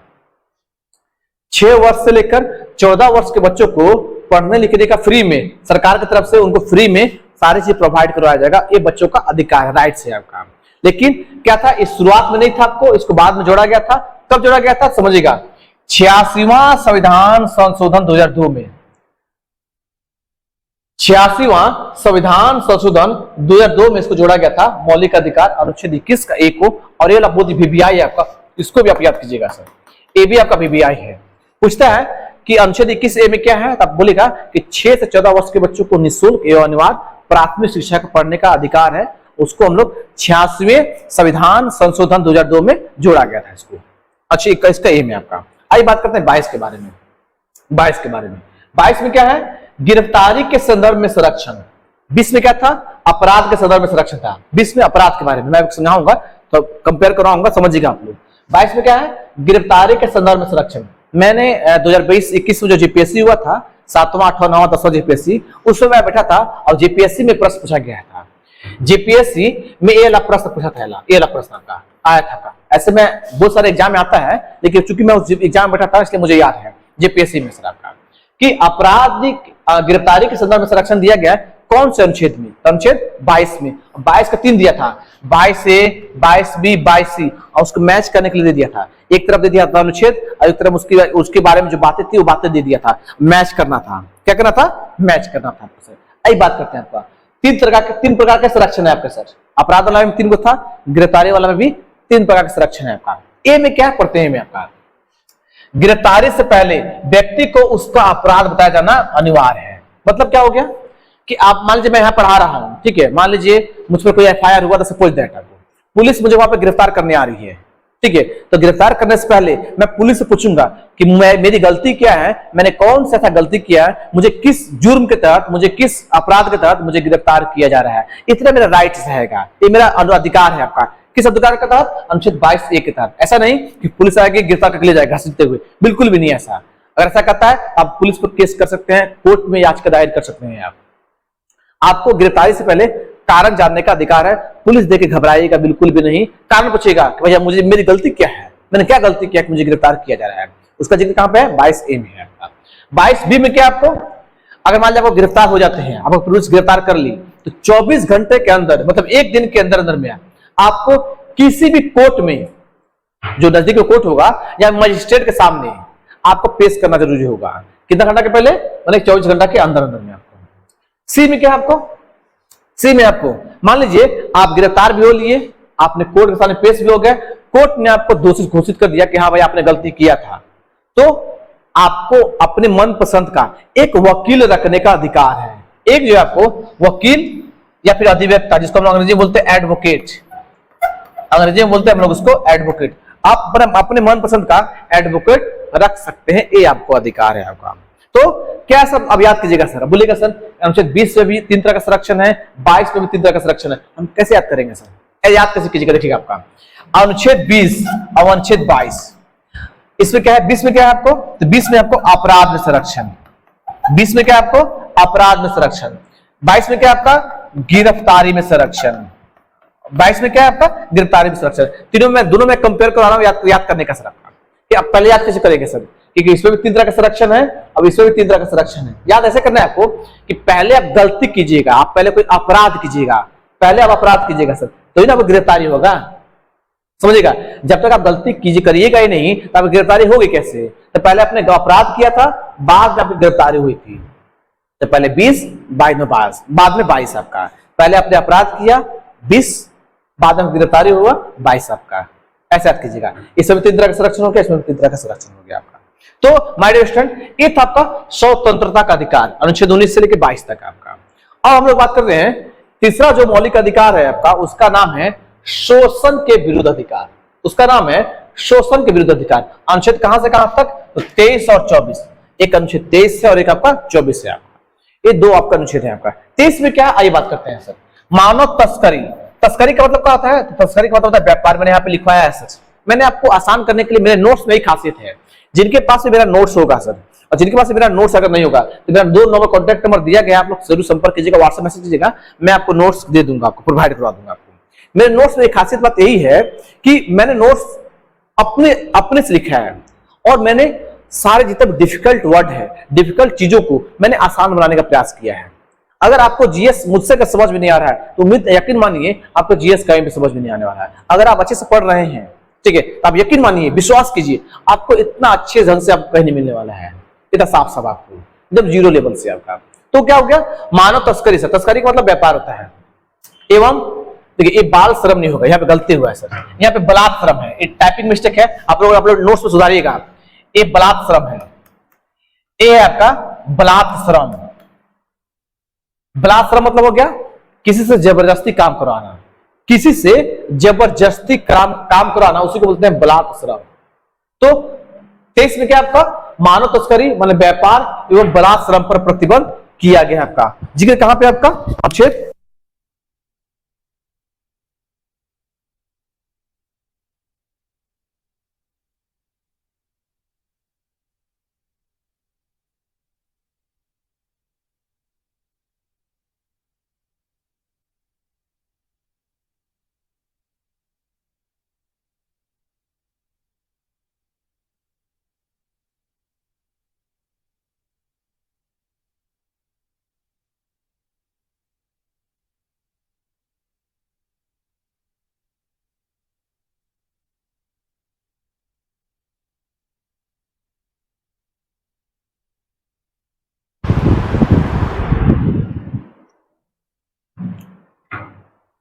हाँ देखिएगा सर, आप लोग क्या था हम लोग कि 23 में क्या आपका मानव तस्करी एवं बलात्सरम, बलात्सरम मतलब क्या होता है, किसी से जबरदस्ती काम करवाना आपका, उसको प्रतिबंध किया गया। आप समझिएगा, आजादी से पहले चाहे वर्तमान में से देखते होंगे कि लड़कियों की तस्करी होती है, मतलब गरीब लड़कियों को लोग खरीदते हैं और उनको मतलब उनको झूठा वादा करके कि भाई मैं तुमको शहर में काम दूंगा, ये करवाऊंगा, और जाकर वापस शहरों में जाकर उनको बेच देते हैं। उस पर रोक लगाया गया। मानव मतलब या फिर लड़कों लोग को भी सर, मानव को भी, मनुष्य को भी बेच देते हैं लोग, गरीब लोगों को अमीर घरों में बेच देते हैं और उनको लोग अपने हिसाब से काम कराता है। बलात्सरम मतलब जमींदारी प्रथा, आप लोग जानते होंगे कि भाई अब जमींदार थे तो जबरदस्ती सभी से काम कराते थे, लेकिन अब ऐसा नहीं है, अब प्रतिबंध लगा दिया गया क्योंकि देश आपका आजाद हो गया आपका। तो दोनों चीजों पर रोक लगाया है, मानव तस्करी और बलात्सरम पे आपका 23 में जिक्र है आपका। हाँ एक बात ध्यान दीजिएगा सर, नोट करके मैंने लिखा है नोट। मान लीजिएगा ये भारत आपका देश है, अब भारत देश की स्थिति अगर खराब हो गई है, उनकी आर्थिक व्यवस्था भारत देश का तो ठीक ठाक नहीं है, खराब हो गया आपका, तो सरकार सार्वजनिक उद्देश्य के लिए, मतलब देश के हित में, ठीक है, सरकार आपसे आराम से निःशुल्क, मैंने बिना पैसा के आपसे काम ले सकती है सरकार, अगर देश की स्थिति खराब होगी तब आपका। ऐसे बलात्सरम पर प्रतिबंध है आपका, लेकिन अपवाद में क्या है आपका कि अगर देश की स्थिति अगर खराब हो गई है तो सरकार आपसे बिना पैसा के आपसे काम ले सकती है आपका। हालांकि सौभाग्य की बात है कि हम लोग अच्छे देश से पैदा हुए हैं कि भारत देश की स्थिति अभी तक ऐसा हुआ ही नहीं है, अभी तक ऐसा कभी नहीं हुआ है आपका, तो ये अच्छी बात है हमारा। 24 में क्या आपका बाल श्रम पर प्रतिबंध। देखते होंगे आए दिन गांव गांव घर में देखते होंगे आप लोग कि अगर मान लीजिए कोई कंपनी में काम करने जाते हैं तो कंपनी में जैसे काम करने जाइएगा तो बच्चा लोग का एंट्री नहीं होता है, अगर जिसका 18+ एज होता है उसी को उस कंपनी में काम करने दिया जाता है। लेकिन आजकल देखते हैं गांव घर में कहीं पे होटल में बच्चे लोग काम करते हैं, पानी चलाते हैं, कुछ कुछ बर्तन तो धोते हैं, गांव घर में छोटे छोटे बच्चे काम करते हैं आपका, तो उनको क्या होता है, उस जो काम कराते हैं उनसे उन पर केस हो जाता है। क्यों? क्योंकि अनुच्छेद 24 में जिक्र है कि बाल श्रम माने बच्चों से आप कोई भी काम नहीं करवा सकते हैं, बच्चों से 14 वर्ष से कम उम्र के बच्चों से आप काम नहीं ले सकते हैं। अगर ऐसा कोई आपके गांव घर में होगा अगल बगल तो आप पुलिस में जाकर कंप्लेन कर दीजिएगा, तो पुलिस जो काम करवा रही है उस पर FIR हो जाएगा। ठीक है, तो 23 में क्या था आपका मानव तस्करी पर या फिर बलात्सरम पर रोक लगा गया था, और 24 में क्या था कि बच्चों लोग सब काम नहीं करवा सकते हैं जिनकी आयु 14 वर्ष से कम है आपका। तो 3 हम लोग मौलिक अधिकार पढ़ लिए, एक समानता का अधिकार, एक स्वतंत्रता का अधिकार और तीसरा शोषण के विरुद्ध अधिकार। आइए पढ़ते हैं हम लोग। चौथा आपका मौलिक अधिकार है जिसका नाम है धार्मिक स्वतंत्रता का अधिकार, जिसका नाम है धार्मिक स्वतंत्रता का अधिकार, जिसका जिक्र कहां पे है, अनुच्छेद 25 से लेकर 28 तक किया गया है। अनुच्छेद 25 से लेकर 28 तक किया गया है धार्मिक स्वतंत्रता का अधिकार आपका। आइए बात करते हैं सर अनुच्छेद 25 में क्या है, 26 में क्या है, 27 में क्या है और 28 में क्या है। तो 25 में क्या है आपका, तो अनुच्छेद 25 में है आपका, 25 में आपका कि किसी भी व्यक्ति को, ठीक है, आप भारत में रह रहे हैं सर, आप भारत में रह रहे हैं, जैसे आपका भारत में जन्म हुआ तो आप कोई भी धर्म मानिए, आपको कोई मतलब नहीं है सर, किसी को कोई मतलब नहीं है। आप अगर हिंदू धर्म को मानना चाहते हैं हिंदू धर्म को मानिए, अगर आप जैन धर्म को मानना चाहते हैं जैन धर्म को मानिए, बौद्ध धर्म को मानिए, मुस्लिम धर्म को मानिए, कोई दिक्कत नहीं है, किसी को कोई समस्या नहीं है सर आपका। तो अनुच्छेद 25 में क्या आपका सभी को सर अपना धर्म और धर्म के संबंधित जो भी रीति रिवाज होता है, रीति रिवाज समझते होंगे आप लोग, जैसे कि आप हिंदू हैं तो दशहरा मनाते होंगे, आप हिंदू हैं तो दीपावली मनाते होंगे, अगर आप मुस्लिम हैं तो ईद मनाते हैं, अगर आप बौद्ध हैं तो बुद्ध पूर्णिमा मनाते हैं, ठीक है। आपको तो होता है रीति रिवाज आपको, तो आप किसी भी धर्म को मान सकते हैं और उसके रीति रिवाज को मान सकते हैं, उसका जिक्र है अनुच्छेद 25 में जिक्र है उसका। लेकिन मैंने एक बात लिखा है नोट करके, मैंने लिखा है आपको नोट करके सर। मान लीजिए सपोज एग्जांपल समझिएगा आप लोग सर कि अभी आप हिंदू धर्म में थे, मैं एग्जांपल समझा रहा हूं तो समझिएगा आप लोग सर। मान लीजिए आप हिंदू धर्म में हैं, मान लीजिए कुछ लोग ऐसे होते हैं जिनको हिंदू धर्म अच्छा नहीं लगता है, उनको हिंदू धर्म अच्छा नहीं लगता है सर। मान लीजिए आप हिंदू धर्म में थे, अब कुछ समय के बाद आपको लगा कि नहीं मुझे हिंदू धर्म नहीं मानना चाहिए, मुझे धर्म बदल लेना चाहिए, मुझे बौद्ध धर्म में चल जाना चाहिए, मुझे बौद्ध धर्म में चल जाना चाहिए सर आपको। तो समझिएगा आप धर्म परिवर्तन कर सकते हैं। अगर मान लीजिए आप हिंदू धर्म में थे लेकिन बाद आपको लगता है कि मैं बौद्ध धर्म में चल जाऊं, तब बौद्ध धर्म को भी मान सकते हैं। आपको धर्म परिवर्तन करने का अधिकार दिया गया सर आपको, अनुच्छेद 25 में ही है आपको। लेकिन एक बात का ख्याल रखना है आपको कि किसी के दबाव में मैंने कोई रंगदारी से आपको धर्म नहीं बदला सकता है, या फिर आप धन दौलत के लालच में आप धर्म परिवर्तन नहीं कर सकते हैं। अगर आप धन दौलत के लालच में, पैसा के लालच में आपने धर्म बदला और सरकार को ये बात मालूम चल गया तो आप पर FIR हो सकता है, याद रखिएगा आप लोग। किसी के रंगदारी में दबाव में आप धर्म परिवर्तन नहीं कर सकते हैं, स्वेच्छा से आप करना है तो कर सकते हैं, कोई दिक्कत नहीं आपका।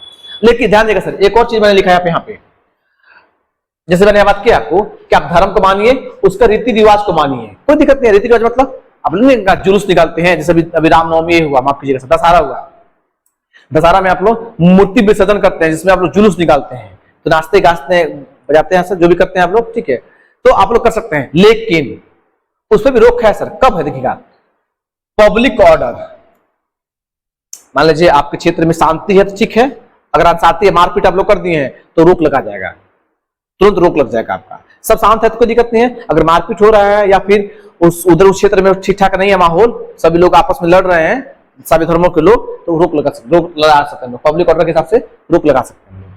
मोरालिटी, नैतिकता सर, नैतिकता मतलब क्या हो गया कि मान लीजिए आप हिंदू थे, आपने दशहरा का रैली निकाला सर, ऐसा नहीं कि आप मुस्लिम धर्म के लोगों को परेशान कीजिएगा, ऐसा आप नहीं कर सकते, क्यों, आपकी मोरालिटी है, आपकी नैतिकता है सर, आप ऐसा नहीं कर सकते हैं, ठीक है। अब एग्जाम्पल और समझिएगा आप लोग, अगर आप मुस्लिम थे, आप ईद मना रहे थे और मोहर्रम मना रहे थे, आप जुलूस निकाल रहे थे, वहां से अगर हिंदू धर्म के कोई व्यक्ति गुजरेगा तो आप पर उसको नहीं है मतलब परेशान नहीं कर सकते हैं, ये आपकी नैतिकता है। और क्या, आपकी हेल्थ, या कोरोना काल में कोई भी पर्व त्योहार नहीं बना था, सारे में रोक लगाया गया था, क्यों, 2 गज की दूरी है, कोरोना है मतलब 2 गज की दूरी, मास्क जरूरी, ऐसा कुछ नारा था, मतलब कोरोना काल में हम लोग को बचना था, पहले हम रहेंगे तो ना हमारा धर्म रहेगा, ठीक है, वही बात होता है।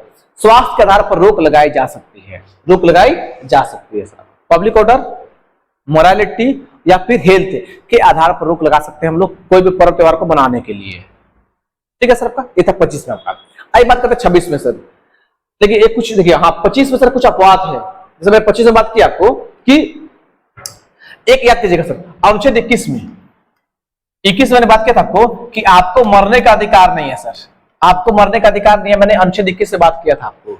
लेकिन अनुच्छेद 25 जो धर्म है आपका, तो उस धर्म के अकॉर्डिंग जो जैन धर्म के लोग हैं, जो जैन धर्म के लोग हैं सर, उनको जो है मरने का अधिकार है। अब बोलेगा सर अच्छा क्या भेदभाव कर रहे हैं, हमको मरने का अधिकार होना चाहिए, नहीं सर, संविधान निर्माताओं ने उनको स्पेशली, क्योंकि उनका एक विधि है, उस विधि का नाम है संलेखना और संथारा विधि, ये 2 विधियां हैं। जैन धर्म के लोग मृत्यु को प्राप्त हो सकते हैं, मर सकते हैं 2 विधि के माध्यम से, वो विधि है एक संलेखना, एक संथारा है। तो जैन धर्म के लोग, उनके पुस्तकों में दिया गया है कि जैन धर्म के लोग उपवास, ये दोनों में क्या है आपका, संलेखना और संथारा में, कि जैन धर्म के लोग उपवास करते हैं। जैसे मान लीजिए हम लोग उपवास करते हैं 1 दिन के लिए, 2 दिन के लिए, 24 घंटा के लिए, 12 घंटा के लिए, 36 घंटा के लिए, फिर उपवास तोड़ते हैं, खाते पीते आराम करते हैं। लेकिन जैन धर्म के लोग में क्या है सर, अगर जो संलेखना और संथारा विधि है, इसमें क्या है आपको कि ये लोग इस विधि को अगर कर दिए, संलेखना को या संथारा को, तो लोग तब तक उस उपवास पे रहेंगे जब तक उनकी मृत्यु नहीं हो जाती है। कुछ नहीं खाना है, ना खाना है, पीना है, कुछ नहीं, अन्न धन कुछ नहीं करना है आपको, तब ऐसे ही रहना है आपको जब तक मर नहीं आप जाते हैं। इसी को बोलते हैं संलेखना विधि, संथारा विधि। आपका इनको अपवाद में आपका याद कीजिएगा, ये पूछा गया प्रश्न है आपका। और समझिएगा आप लोग कि जब भी आप कोई एग्जाम देने जाते होंगे तो आपका सारा चीज चेक होता है, जैसे स्मार्ट घड़ी है आप खुलवा देंगे, बेल्ट पहने हैं बेल्ट खुलवा दिया जाए आपको, काला पहने हैं, कुछ भी पहने हैं सर, कानवाली जो भी पहने, आपको माला वाला जो भी पहने हैं, सारा चीज खुलवा देता है एग्जाम में आपका, एग्जाम जो लेता है आपका। क्यों सर, क्योंकि ऐसा नहीं कुछ उसमें टेक्निकल चीज लगा हो, आप उससे चोरी चुपाड़ी कर सकते हैं आपका। लेकिन जो सिख धर्म के लोग हैं, वो कृपान धारण करके कहीं भी जा सकते हैं। कृपान का मतलब क्या होता है, इसको लोग बोल लीजिएगा छोटा चाकू, इसको लोग बोल सकते हैं छोटा चाकू। कृपान देखते हो सिख धर्म के लोग पगड़ी पहनते हैं, पगड़ी पहन सकते हैं उन लोग, ठीक है सर, पगड़ी पहने उन लोग कहीं भी जा सकते हैं। और उन लोग कृपान रखता है, छोटा चाकू टाइप का रहता है, वो लोग कमर में खोस कर रखता है उन लोग, ठीक है। हम लोग कौन, सिख धर्म के लोग। आपको ये आपका अपवाद है, आपका यही प्रश्न आपसे एग्जाम पूछा गया आपसे अनुच्छेद 25 में कि सिख धर्म के लोग पगड़ी पहनते हैं और कृपान धारण करते हैं, उनको विशेषकर कौन अनुच्छेद छूट देता है, अनुच्छेद 25। आपको मरने का अधिकार नहीं है, लेकिन जैन धर्म के लोग मरते हैं किस अधिकार के तहत, अनुच्छेद 25 के तहत, संलेखना और संथारा विधि के माध्यम से। आपका तो 25 आपको याद हो जाएगा। आइए बात करते हैं 26 के बारे में। आप कोई भी धर्म को मानते हैं सर, तो आप धार्मिक कार्यक्रम और सम्मेलन आयोजित कर सकते हैं। देखते होंगे दशहरा में रावण दहन, रावण जलाने की जो प्रक्रिया थी सर, उनका एक कार्यक्रम चलता है रावण जलाने का आपका, तो कार्यक्रम आप कर सकते हैं सर। लेकिन वही बात होगी आपका पब्लिक ऑर्डर, अशांति का माहौल होगा, या फिर मोरालिटी, नैतिकता के माहौल में, या फिर हेल्थ के आधार पर रोक लगा सकती है सरकार को अधिकार है आपका। तो 25 में क्या था, आप किसी भी धर्म को मानिए। 26 में क्या था कि आपने सम्मेलन किया, सभा किया सर, आपको याद करते चलेगा, मैं याद कराऊंगा अभी सब। 27 में क्या आपको, 27 में आपको है सर देखते होंगे कि सभी चीजों पर टैक्स लगता है, सभी चीजों पर टैक्स लगता है। लेकिन अगर आप किसी भी धर्म की संपत्ति है, जैसे मंदिर हो गया, मंदिर की संपत्ति है, बहुत सारा मस्जिद है, मस्जिद की संपत्ति है आपका, ठीक है, बहुत सारे चीज होते हैं आपके, तो अगर उनकी संपत्ति है आपका तो उन पर टैक्स नहीं लिया जाता है, उन पर टैक्स नहीं लिया जाता है। अगर आपकी पर्सनल संपत्ति है तो आप पर टैक्स लिया जाएगा, लेकिन धर्म के मामला में जो संपत्ति है उस पर टैक्स नहीं लिया जाएगा, इसका जिक्र किया गया। और एक क्या आपका अनुच्छेद 28 में सर आपका कि किसी भी सरकारी शैक्षणिक संस्थान में, किसी भी सरकारी शैक्षणिक संस्थान में सर धार्मिक शिक्षा नहीं दिया जाएगा, धार्मिक शिक्षा नहीं दिया जाएगा। बोलिएगा सर नहीं समझ में आया? आप सरकारी स्कूल में पढ़ते हैं तो सरकारी स्कूल में देखते होंगे कि आप किसी विशेष एक धर्म का पूजा आप लोग नहीं कर सकते हैं। सरकारी स्कूल में ऐसा कुछ नहीं होता है आपका, क्योंकि सरकारी स्कूल में सारे धर्मों के लोग होते हैं, उसमें हिंदू भी होते हैं, उसमें मुसलमान भी होते हैं, उसमें जैन भी होते हैं, उसमें सिख भी होते हैं, बौद्ध धर्म के लोग, बहुत सारे लोग होते हैं उसमें आपका, ठीक है। तो आप सरकारी शैक्षणिक जो संस्थान है, शिक्षा देने वाला जो स्कूल है आपका, विद्यालय है आपका, कॉलेज है आपका, उसमें किसी भी एक धर्म का पूजा पाठ नहीं आप लोग नहीं कर सकते हैं आपको। लेकिन वही बात है, अपवाद में क्या है आपका सर? अपवाद में क्या है? मदरसा है आपका, अपवाद में मदरसा है आपका है सर। ये आपको मदरसा में शिक्षा दिया जाता है और उनके अपना पर्सनल जो होता है मुस्लिम धर्म से संबंधित जो बातें होती है मदरसा में कर सकते हैं, अनुच्छेद 28 के तहत आपको सर। तो तीसरा मौलिक अधिकार का था आपका धार्मिक स्वतंत्रता का अधिकार, जिसमें 4 अनुच्छेद थे, 25, 26, 27, 28।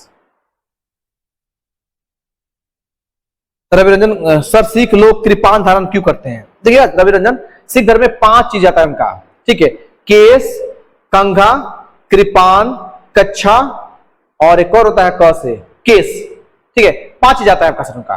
तो 5 चीज होता है उनका अपना चीज होता है, इसलिए कृपान धारण करते हैं, उनका अपने धर्म में लिया गया है आपका। हाँ बात करते हैं सर आपका, तो आपका धार्मिक स्वतंत्रता का अधिकार था 25 में, तीसरा मौलिक अधिकार में आपका, और उसके अंदर 4 अनुच्छेद थे आपके, 25 था, 26 था, 27 था, 28 था आपका। 25 में क्या था? आप किसी भी धर्म को मानिए, कोई दिक्कत नहीं है, आप किसी धर्म को मानते हुए सर आप सभा कर सकते हैं। 26 में क्या था? आप सभा पार्टी कर सकते हैं। 27 में क्या था? आपसे टैक्स नहीं लिया जाएगा धर्म के मामले में। और 28 में क्या था? तो 28 में था कि आप धार्मिक सरकारी स्कूलों में, सरकारी संस्थानों में आप किसी भी धर्म की बातें नहीं कर सकते हैं। ये था आपका क्या था? धार्मिक क्या कौन सा अधिकार था मैं भूल गया सर ना, धार्मिक स्वतंत्रता का अधिकार, धार्मिक स्वतंत्रता का अधिकार था, चौथा आपका मौलिक अधिकार था आपका सर। तो माय डियर स्टूडेंट, लंबा क्लास हो रहा है, बहुत लोग लाइव में कम जुड़ रहे हैं, धीरे धीरे सब नहीं सर थक गए होंगे, तो कोई बात नहीं है। हम लोगों ने 4 मौलिक अधिकार पढ़ा आपका, समानता का अधिकार, दूसरा पढ़ा हमने स्वतंत्रता का अधिकार, तीसरा हम लोग पढ़ा शोषण के विरुद्ध अधिकार, चौथा हम लोगों ने पढ़ा धार्मिक स्वतंत्रता का अधिकार। अब क्या कीजिएगा, अब मेरा नोट्स आपको दे दिया है, आप नोट्स पढ़िएगा आराम से, और मेरा वीडियो को आप लोग एक बार फिर से पुनः सुन लीजिएगा, ठीक है। फिर हम लोग कल मिलते हैं, आज के लिए इतना ही, ठीक है। कुछ अगर कमेंट करना, कुछ पूछना है तो आप जल्दी से पूछिए, मैं वीडियो को यहीं समाप्त करने वाला हूं। अब कल क्लास में देखिएगा, आप लोग रेडी रहिएगा सभी लोग सर। कल क्लास में मैं इसको खत्म करूंगा, मौलिक अधिकार को मैं खत्म करूंगा यहां से, ठीक है। और मौलिक अधिकार को खत्म करने के तुरंत बाद सर, तुरंत बाद मैं एक और याद स्टार्ट कर दूंगा, DPSP, directive principle of state policy. तो कल मैं टॉपिक लेकर आप लोग आऊंगा राज्य के नीति निर्देशक तत्व। तो कल मैं मौलिक अधिकार भी खत्म कर दूंगा और ये भी राज्य के नीति निर्देशक तत्व में आपको पढ़ाऊंगा आपको सर, ठीक है। आप लोग रेडी रहिएगा, कुछ कमेंट करना तो कमेंट कीजिए, मैं वीडियो का समाप्त कर रहा हूं सर, ठीक है। कुछ पूछना हो तो पूछ लीजिएगा, और जिनको भी नोट चाहिए व्हाट्सएप मैसेज कर दीजिएगा, मुझे व्हाट्सएप मैसेज कर लीजिएगा सर। बाकी मेरा व्हाट्सएप मैसेज नंबर यहीं पे है, आपको दिख रहे हैं, दोनों में से कोई एक नंबर पे मैसेज कर सकते हैं सर। तो ठीक है, आज के लिए इतना ही, धन्यवाद, आपका दिन शुभ हो, पढ़ते चलिएगा, मस्त रहिएगा, चिंता नहीं कीजिएगा।